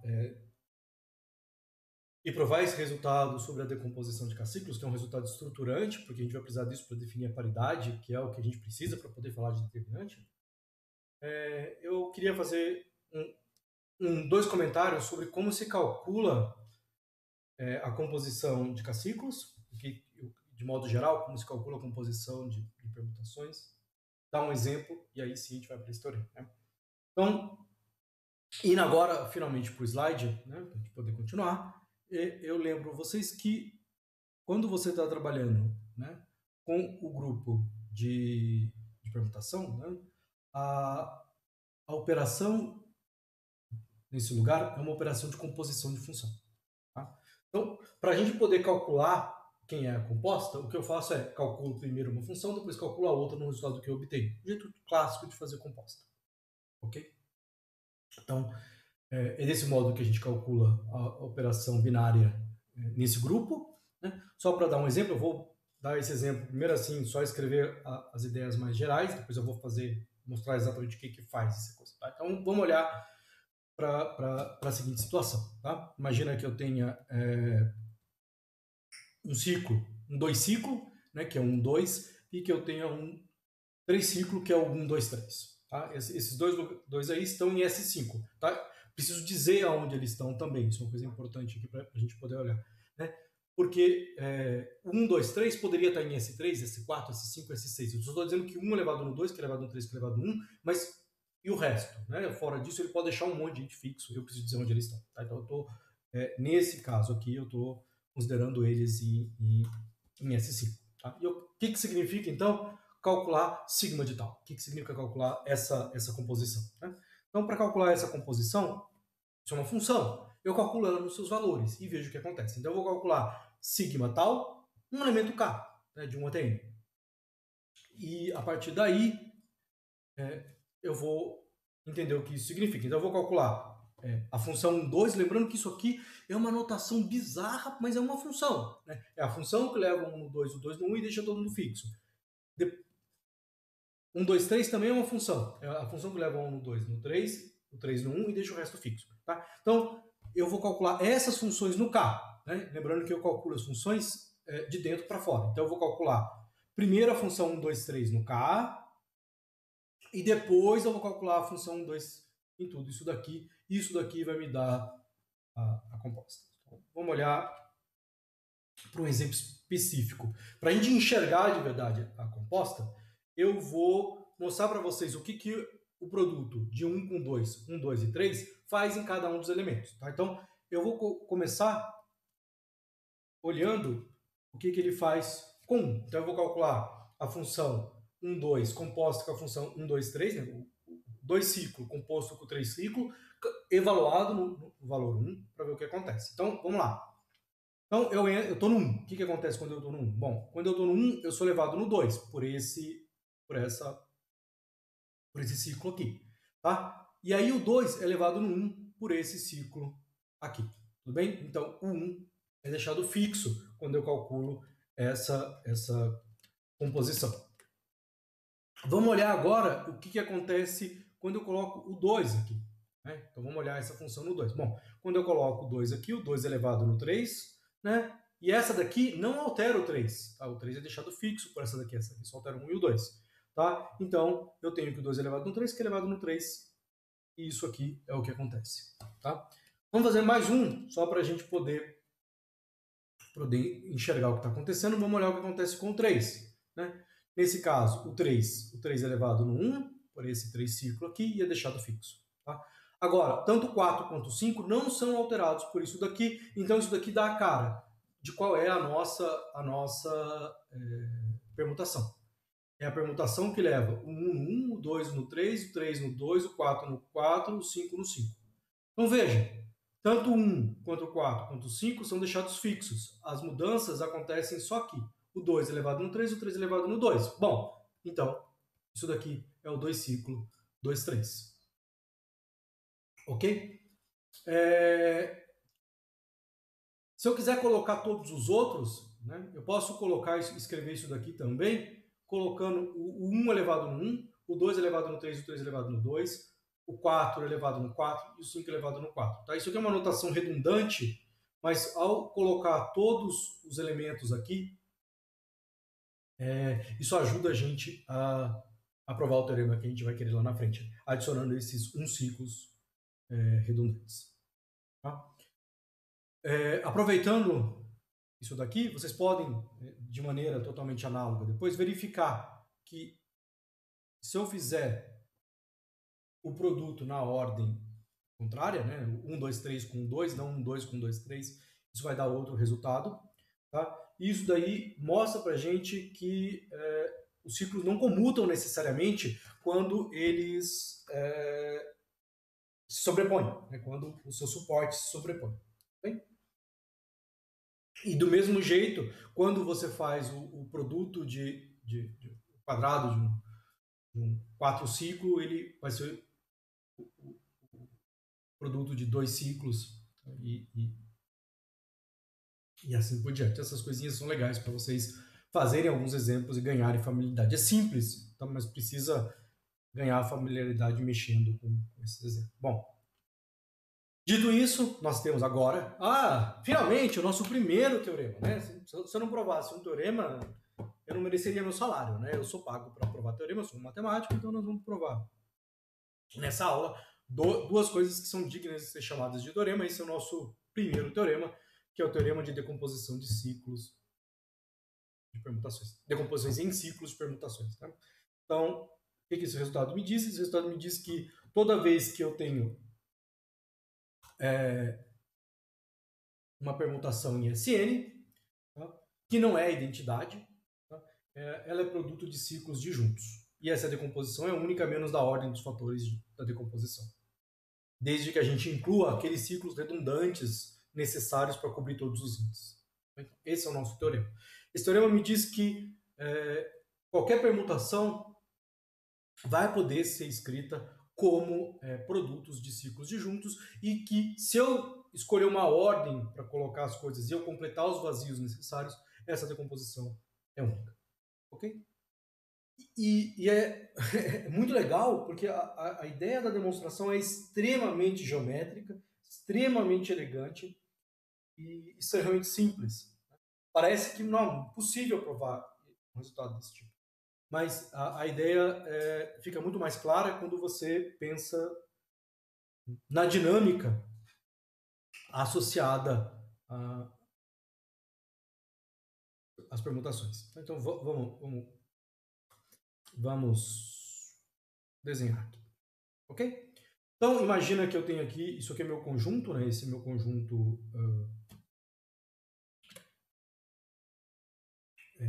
de N elementos. Tanto de 1 até N, então ele tem N elementos aqui. Eu só sei desenhar amebas, tá? Então a gente está fazendo um curso do estudo de amebas. Isso aqui é Matemática para Amebas 1, a gente está sendo pandisciplinar. Eu gosto da pandisciplinaridade. Ok. Tá? Então o que a gente vai fazer para fazer a decomposição é olhar para a seguinte coisa. Tá? Bom, alguns desses elementos aqui, vamos, por exemplo, imaginar esse daqui, tá? Ele é deixado fixo. Tá? Então ele é levado nele próprio. Então, nós temos alguns pontos que são fixos. Mas, então vamos pegar um que não seja fixo. Bom, se todo mundo for fixo, também a gente está na identidade. E veja que o resultado lá, enunciado do teorema, diz se não é identidade. Se todo mundo é fixo, não tem nada para provar, porque o teorema não fala sobre isso. Bom, então vamos supor que tem alguém que não é fixo. Tá? Então, por exemplo, esse animalzinho aqui, ele não é fixo. Então, ele vai ser levado em alguém. Né? Ele é levado em algum outro, ele não pode ser levado nele próprio, senão ele seria fixo. E esse daqui, bom, esse pode ser pode ser o quê? Ele pode ser fixo, ele pode ser levado nele mesmo? Não, ele não pode ser levado nele mesmo. Porque aí nós teríamos que esse primeiro animalzinho seria levado nele e ele seria levado nele também, a função não seria objetiva. Então ele é levado em outro animalzinho. Outro animalzinho aqui na frente. Esse animalzinho é levado num outro animalzinho, que é levado num outro elemento aqui, que é levado num outro elemento aqui. Tá? E aí o que acontece? O que acontece é, bom, ou essa cadeia de elementos, esse elevado nesse, que elevado nesse, que elevado nesse, que elevado nesse, cobre o conjunto todo e aí acabou a demonstração. Ou cobre todo o conjunto que não é fixo e também acabou a demonstração. Ou ela se fecha, né? Ela volta a se fechar. E o único jeito dela se fechar é que esse elemento aqui seja mapeado nesse daqui. Porque, veja, é bonitinho aqui, é um jeito dinâmico de descrever o que é uma objeção, né? Veja, numa objeção, quando você faz esses desenhos de flechinha, você tem que ter, no máximo, ciclos fechados. Você não pode ter ciclos que se interceptem no meio. Pelo argumento que eu disse para vocês de que você não pode ter duas flechas chegando no mesmo elemento, tá? Porque não seria injetiva. Tá? Bom, então nós achamos aqui o nosso primeiro ciclo. Isso aqui é o nosso primeiro ciclo. Então, vamos marcar isso aqui. Né? Esse aqui vai ser o nosso primeiro ciclo. Bom, o que a gente faz então? O que a gente faz então agora é pegar um outro elemento qualquer. Né? Então a gente pega um outro elemento qualquer, esse daqui que não é fixo, e vamos acompanhando a órbita dele também. Né? Ele vai ser levado nesse daqui pela transformação, que é levado nesse aqui pela transformação, que é levado no outro animalzinho, que é levado aqui pela transformação, que é trazido nesse aqui de volta. Tá? E ao fazer isso daqui, o que nós obtemos? Nós obtemos, de novo, a mesma situação. Né? Um outro ciclo. Fazendo isso, e como o conjunto é finito, uma hora isso acaba. Tá? E é esses caciclos que a gente acabou de construir que vão dar a decomposição que o teorema diz. Tá? A unicidade vem do fato de que, veja, na verdade o que a gente está dizendo é que, na verdade, a menos da ordem dos caciclos, a dinâmica é dada por esses ciclos que se fecham dentro do conjunto. Né? E é isso que dá a unicidade. Bom, então isso daqui é a ideia da demonstração. E agora vamos transformar esse citoplasma aqui num argumento matemático de verdade. Ok? E é exatamente isso. Nós vamos escrever aquilo ali com cuidado, mas é exatamente aquilo. Bom, então vamos lá. Então a gente está considerando sigma uma permutação em SN, que não é identidade, porque se você voltar lá atrás e olhar o enunciado do teorema, o teorema não fala sobre identidade, ele remove esse caso. E aí a gente pega, agora, com um pouquinho mais de cuidado, nós vamos pegar o menor elemento, tá? Que não é fixo, que a imagem dele não é ele próprio. O que vai acontecer então? Então, para esse elemento vão existir elementos A2 até AK, de modo que o sigma de A1 é o A2, o de A2 é o A3 e o de AK-1 é o AK. Tá? E isso daqui nos dá um ciclo, né? Na verdade, um ciclo, né? Ok. Tá? Aquele argumento que eu falei para vocês agora precisa ser feito, né? A gente não pode ter que sigma de AK é igual a um AI para algum I aqui do meio, né? Eu não posso ter que essa cadeia de coisas se fecha no meio, porque senão eu teria dois elementos sendo mapeados para o mesmo elemento e a função sigma não seria injetiva. Ok.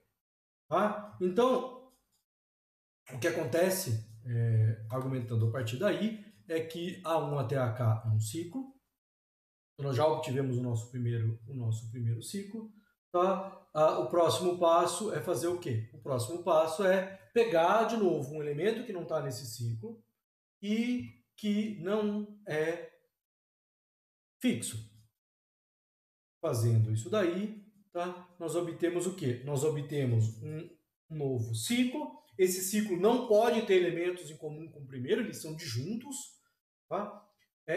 Por que eles não podem ter elemento em comum? Porque senão teria de novo duas flechinhas indo para o mesmo lugar e a função não seria injetiva. Repetindo esse processo, nós vamos terminar decompondo o nosso sigma como um produto finito de ciclos disjuntos. Tá? A unicidade daí vem exatamente daquilo que eu te disse, de você pegar sempre o menor elemento e mapear ele desse jeito. Bom, queria falar um pouquinho, observar uma coisa também importante, depois de ter feito a demonstração, é que, na verdade, para a gente poder escrever o grupo de permutações SN, a gente só precisa considerar produtos de dois ciclos.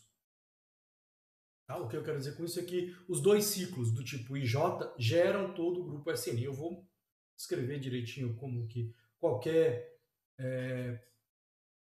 permutação pode ser escrita como produto de dois ciclos. Né?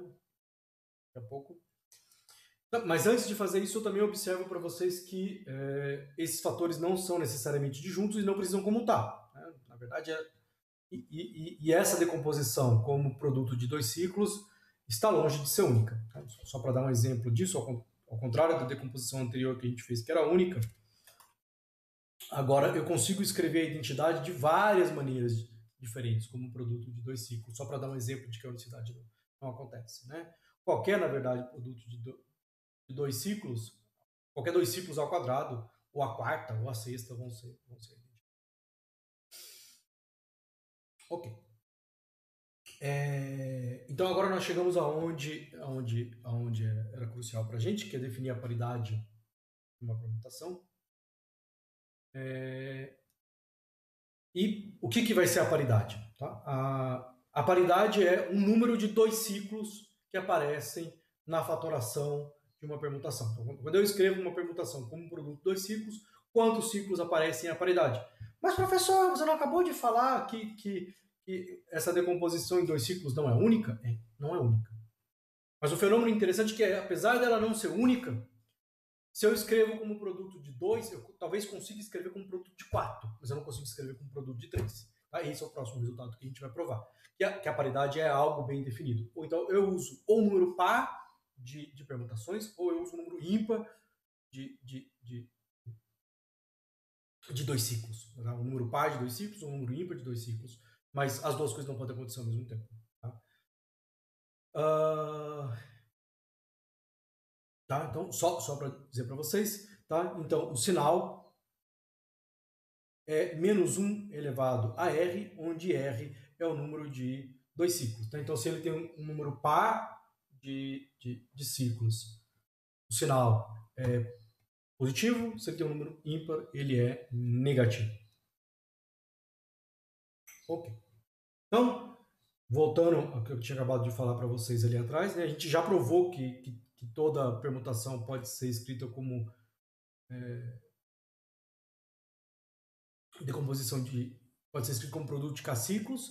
Então agora eu quero mostrar para vocês que qualquer permutação pode ser escrito como produto de dois ciclos.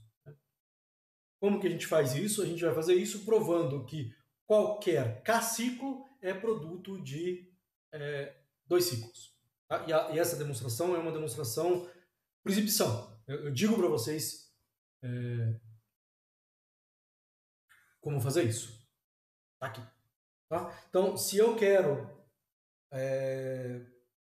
decompor o K-ciclo 1, 2 até K, né, como produto dos ciclos, de ciclos de tamanho 2, chamados também de transposições, eu faço isso do seguinte modo: 1K, 1, 3, 1, 2. Tá? Então, 1K, 1K menos 1, 1K menos 2, 1K menos 3, 1, 3, 1, 2. Tá? Isso daí me dá a decomposição. Na verdade, isso daqui não depende dos números, eu escrevi para 1 só para deixar clara. Tá? E isso daí permite que a gente reconheça rapidamente qual é a paridade de um caciclo, né? Porque essa decomposição envolve K-1, K-1 transposições. K-1, 2 ciclos. Então o sinal é -1 elevado a K-1. Ok?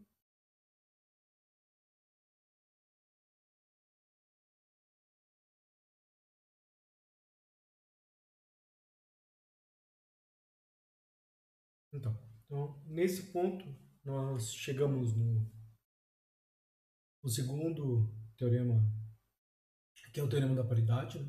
Que nos diz que a paridade, o sinal de uma permutação está bem definido. Ou seja, quando eu decomponho uma permutação como um produto de 2 ciclos de transposições, esse número ou é par ou ímpar. Tá? Essa é uma demonstração muito elegante, muito bonita.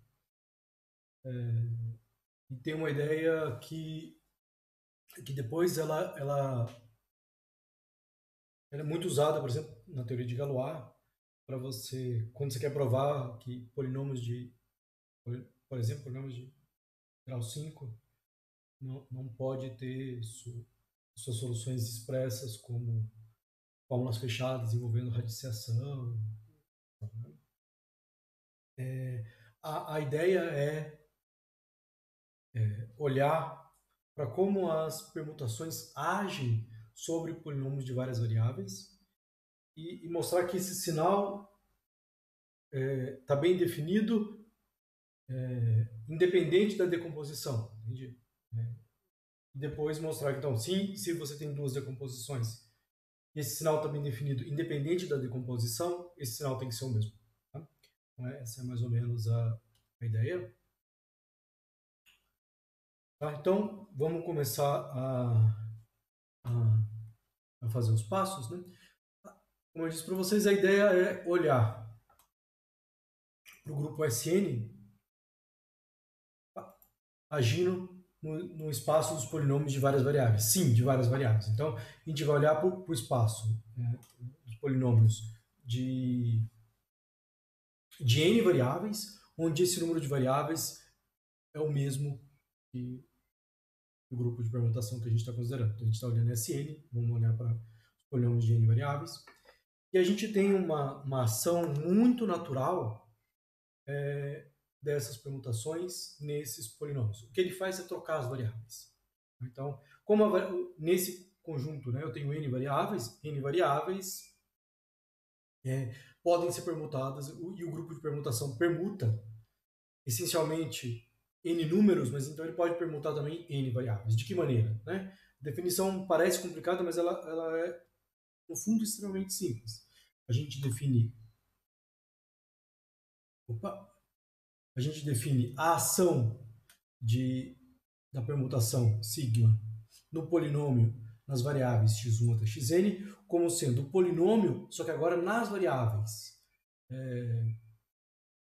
x sigma 1, x sigma n. Então a gente está trocando, na hora que eu faço isso, eu estou trocando as variáveis pela ação das permutações. Tá? Então, só para dar um exemplo, porque falando desse jeito parece algo complicado, mas é algo realmente extremamente simples.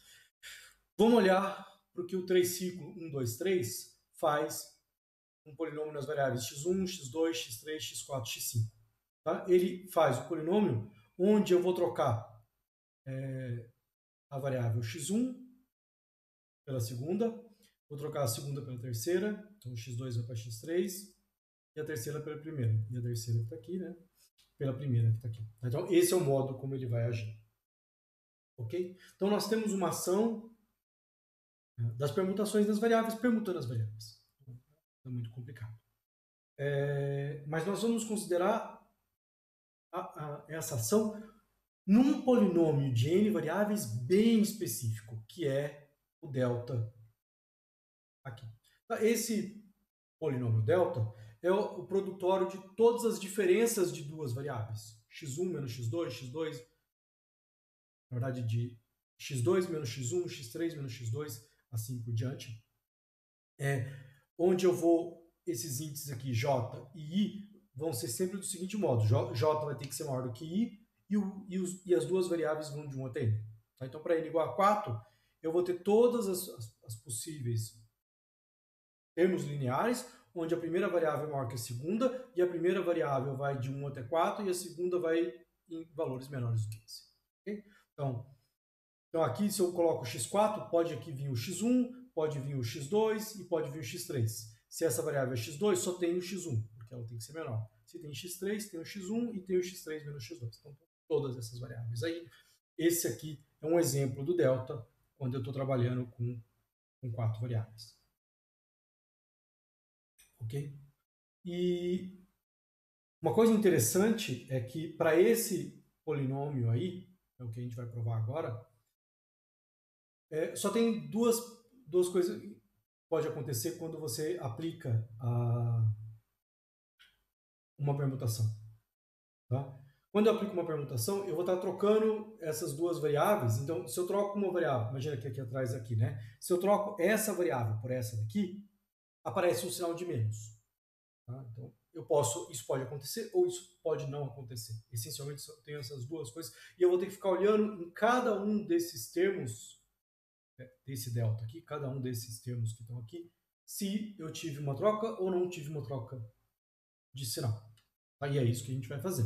Então, quando eu aplico a permutação sigma nesse polinômio delta, né, eu vou estar trocando essas variáveis aqui, né, e esse termo aqui ou é igual ao inicial ou ele é menos o inicial, na ordem que a gente tem lá. E desse modo, a gente tem duas possibilidades. Ou, quando eu aplico a permutação, a imagem do delta é o próprio delta, ou a imagem do delta é menos o delta. E agora nós vamos olhar em cada uma das situações como que isso acontece. Bom, então vamos lembrar, né? Eu vou deixar o delta escrito aqui para a gente não esquecer dele. O delta é esse polinômio de n variáveis. E eu vou agora analisar o que acontece quando eu olho para uma transposição. Uma transposição que é trocar A por B. O que isso aqui faz com delta? Bom, então eu vou olhar para cada termo desse aqui, J e I.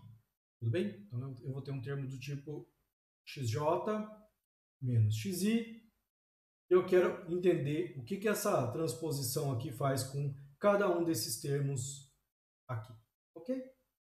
Bem, a primeira coisa é que se tanto J quanto I são diferentes de A e B, ou seja, A e B não aparece e eu estou trocando A com B, nada muda. Tá? Essa é a primeira coisa, tudo bem? Então, os fatores xj, xi, né, onde o I e o J não são iguais nem A nem a B, permanecem inalterados, porque eu estou trocando as variáveis A pela variável B, né, e essas variáveis não estão aparecendo nesse termo. Tá? Também vamos assumir, sem perda de generalidade, né, porque eu sempre posso colocar nessa ordem, que o A é menor do que o B. Ok? Bem, então nós vamos olhar agora agora, há pouco nós olhamos quando não tem nenhum termo do tipo. Quando eu vou olhar para os termos, para vocês ali, né? Eu estava olhando para os termos xi menos xj. Nós primeiro supomos que nem I e J são diferentes de A e B. Agora eu vou supor que um deles é igual ao A ou a B e o outro não. E depois eu vou analisar o caso onde os dois são iguais a A e B. Ok? Esse é o caso mais difícil. Então, eu tenho um índice desses aqui é A ou B. Tá? E o outro, então, vamos supor, por exemplo, que isso aqui é XA. Então, eu estou olhando para termos da forma XA menos XJ. Tá? E eu quero entender o que a transposição faz com termos desse tipo aqui. Tá? Então, aí nós temos duas situações para considerar. Tudo bem?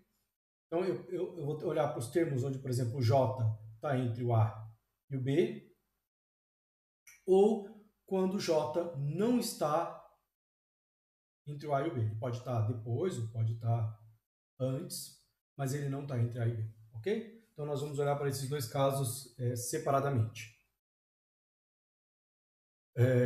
Se eu estou nesse primeiro caso aqui, o outro índice, por exemplo, o XJ está entre A e B, então esse termo aqui, do tipo XJ menos A, é enviado para menos XB menos XJ, porque eu troco o XA aqui por xb, só que aí eu passo a ter aqui um termo maior do que o j. Eu estou sempre escrevendo esses termos com maior na frente. Então, para botar o xb na frente, eu tenho que colocar um sinal de menos na frente de todo mundo aqui. Tá? E por outro lado, os termos daquele produto que são da forma xb menos xj são enviados para termos menos xj menos xa, tá? De maneira análoga. Tá? E como eu tenho duas mudanças de sinais de menos, nada acontece. Ok? Tá? Por outro lado, se o outro índice for maior do que B, então eu estou na situação onde, por exemplo, eu tenho A, estou supondo que A é menor do que B, e isso daqui e o J é maior ou igual a B, né? Ele tem que ser maior do que B só. E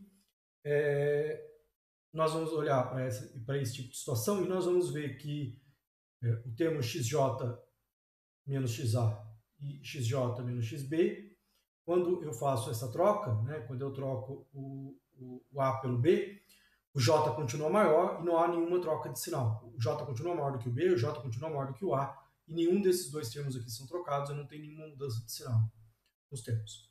Se for menor, de modo análogo, também esses termos são trocados sem que aconteça mudança de sinal. Tá?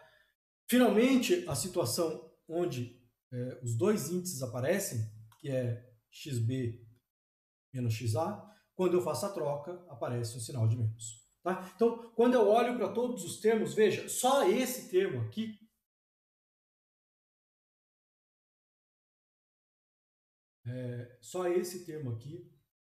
é que é relevante. Só esse termo aqui que eu tenho xb menos xa, e quando eu faço uma troca, só tem um efeito que sobra ainda. Porque nos outros eu tenho dois termos que quando eu faço uma troca, um troca por menos, outro troca por menos, ou nenhum dos dois trocam, e no final nada muda. Esse caso aqui é o único caso onde aparece um sinal de menos.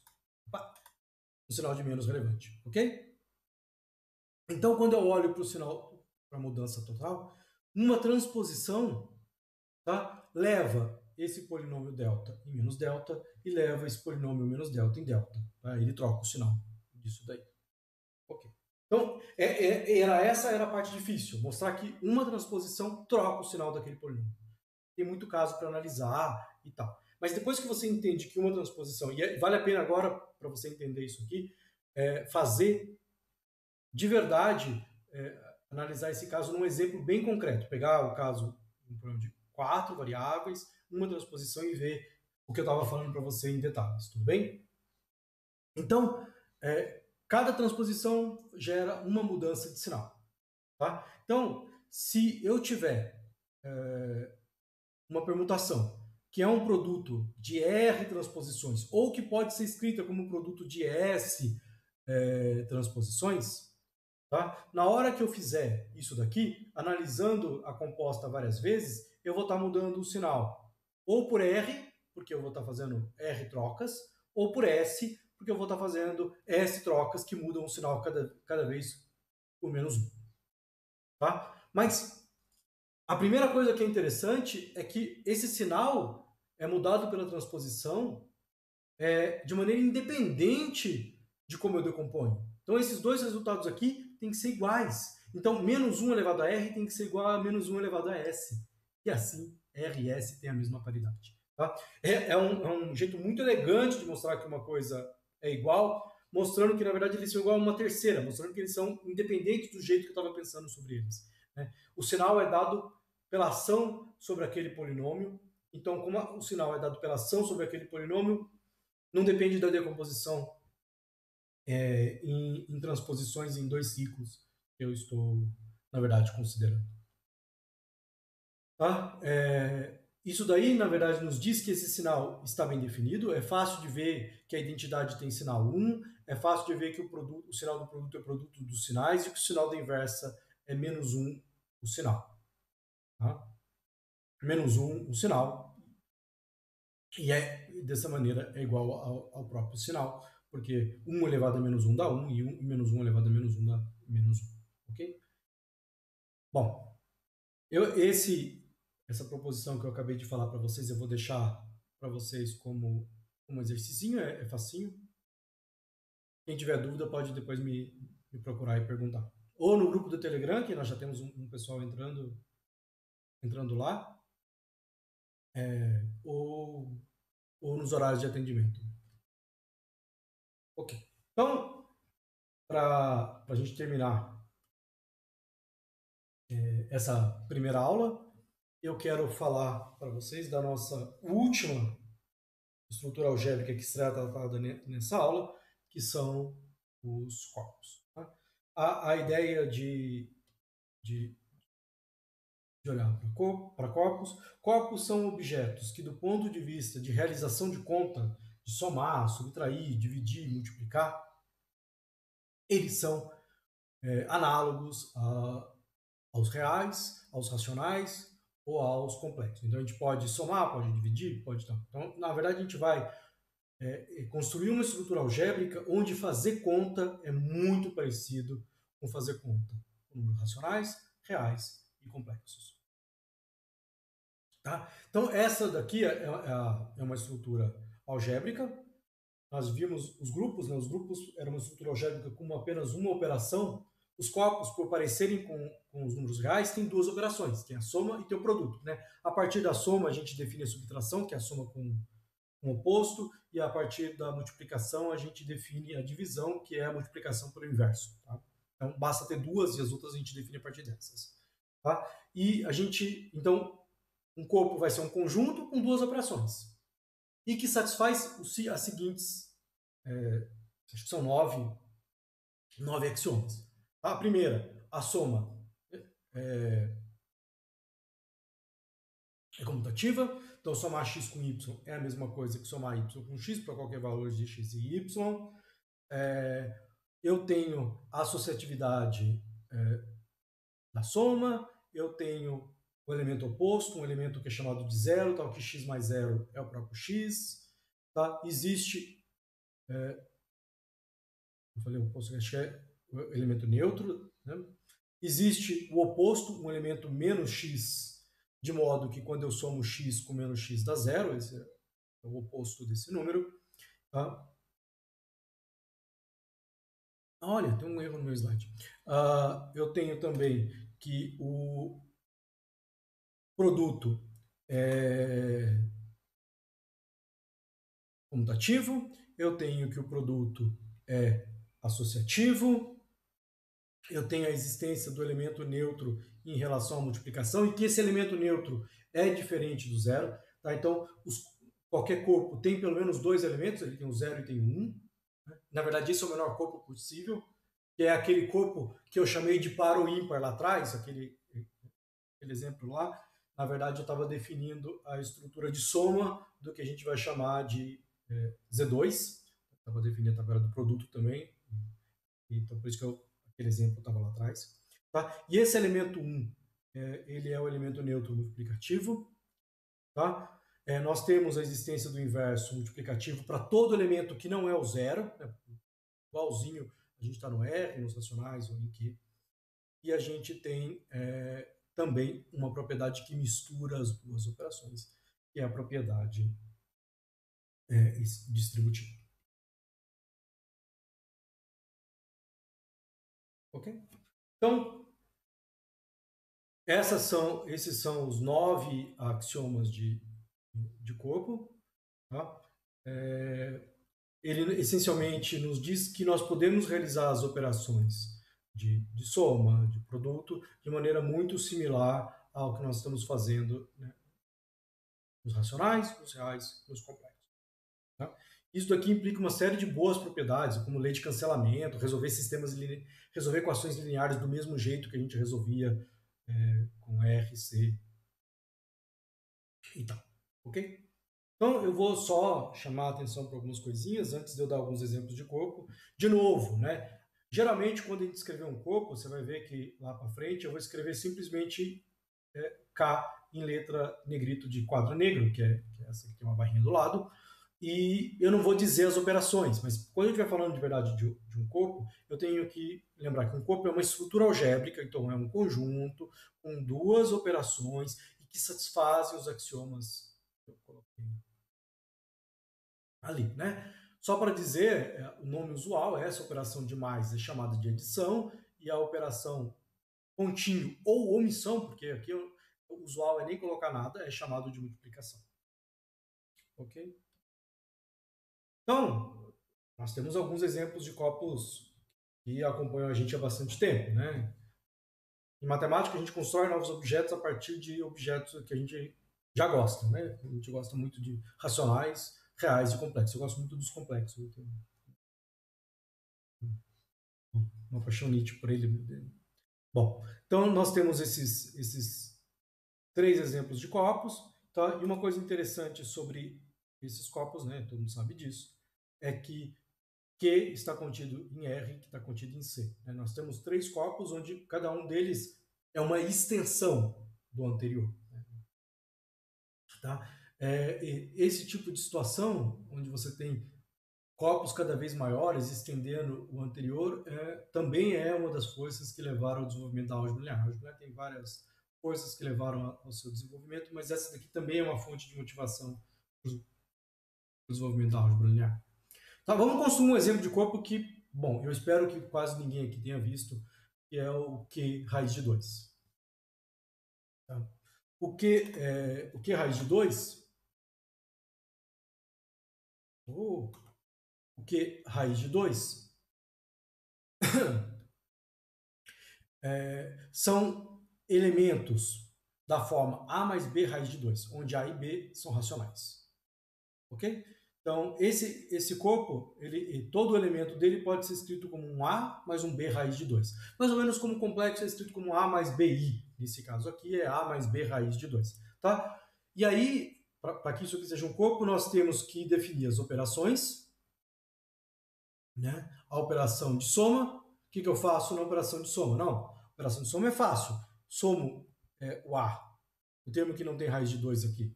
Eu somo com o termo C aqui, que não tem raiz de 2. O que está na frente do raiz de 2 aqui, o B e o D, eu coloco na frente do raiz de 2. Né? Estou fazendo a conta do jeito usual. E o produto? Também do jeito usual. Tá? Você imagina que você vai fazer o produto aqui, você faz pela distributiva. Então você faz A vezes C. Opa. A vezes C vai dar um termo que não tem raiz de 2. Se você fizer B raiz de 2 vezes D raiz de 2, isso aqui vai dar 2BD. Então aqui vai ter o 2BD aqui. Tá? Depois, você tem que fazer os termos do tipo A vezes D e os termos do tipo B vezes C. E esses dois aqui vão ter raiz de 2. Então a gente define as operações desse jeito. Tá? Se eu definir as operações desse jeito, você vai ver que esse conjunto com essas duas operações, ele satisfaz os 9 axiomas de corpo. Tá? Já digo para vocês, esse é um exercício que está na lista,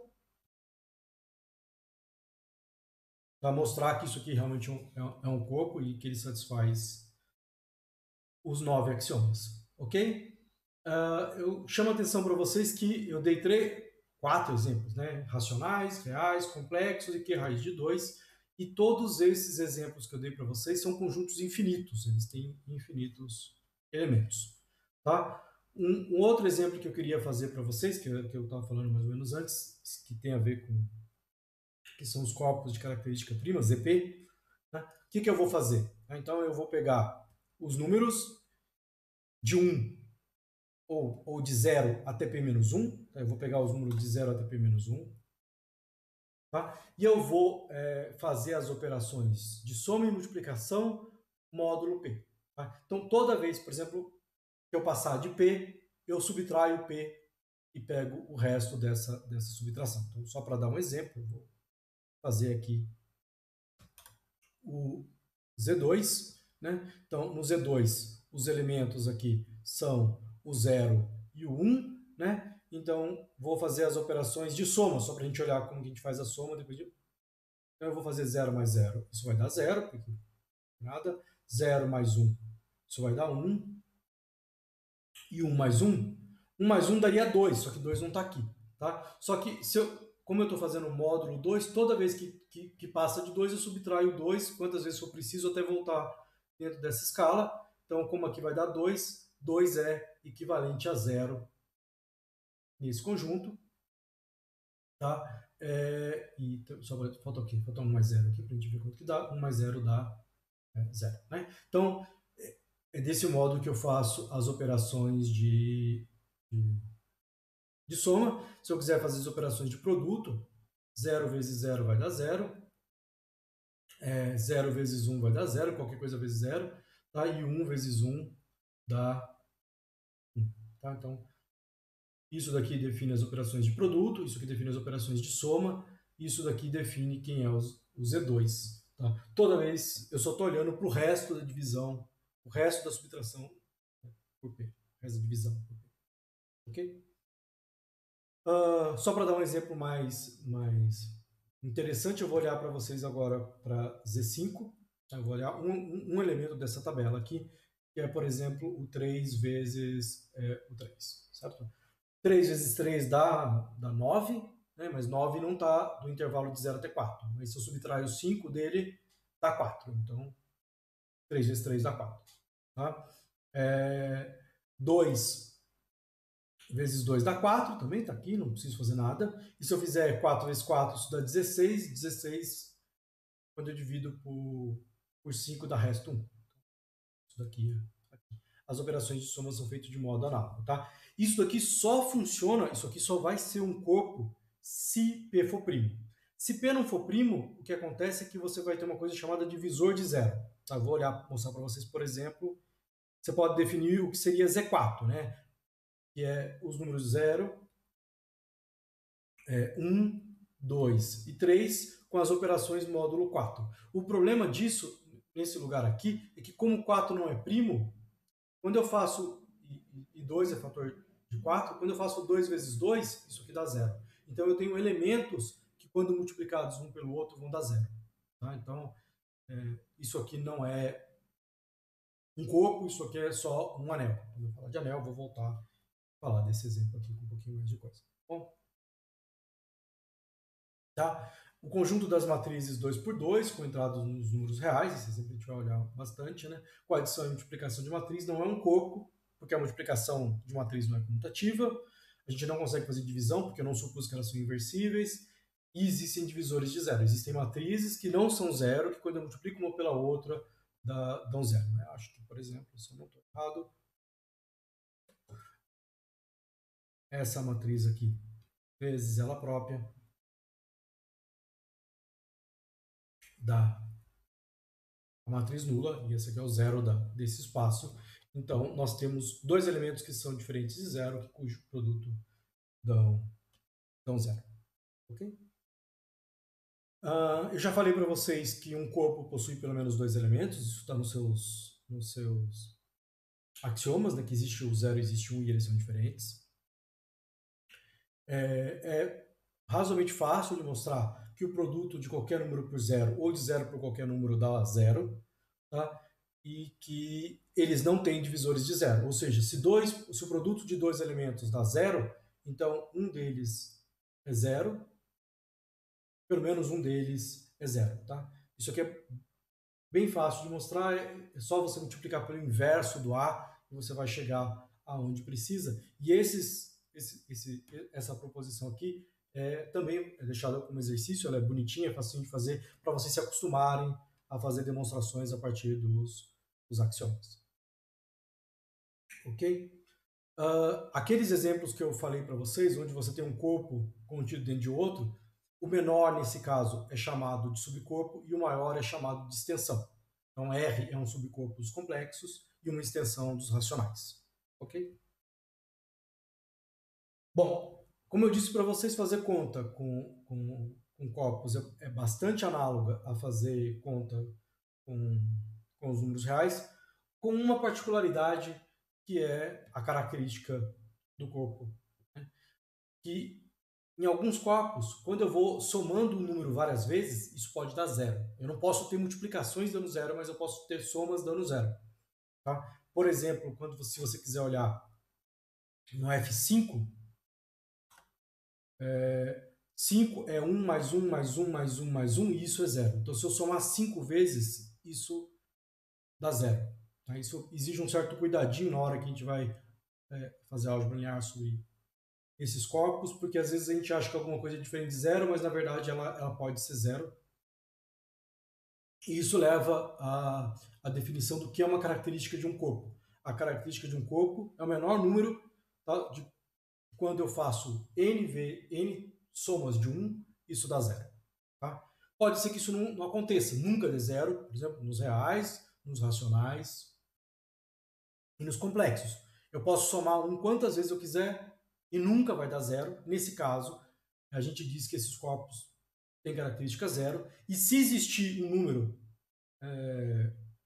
que, quando somado, dá várias vezes dá zero, esse número é chamado de característica do corpo. Tá? A característica do corpo ou é zero ou é um número primo. Um fato que vocês vão ver depois, não vou provar isso aqui. Aqui não é tão difícil, mas não é relevante porque a gente vai fazer. Tá? Com isso, eu termino a nossa primeira aula. O que a gente fez? Né? A gente começou a aprender um pouquinho de linguajar de álgebra. Eu lembro a vocês que eu não vou usar tudo isso e eu não vou usar isso tudo de maneira tão profunda, mas a gente aprendeu alguns tijolinhos, a como construir as coisas a partir desses tijolinhos básicos. A gente aprendeu o que é uma operação binária, o que é uma estrutura algébrica, e a gente viu dois exemplos de estrutura algébrica, que são os grupos e os corpos. Tá? Já por aqui eu termino essa aula de hoje. Fiquem bem,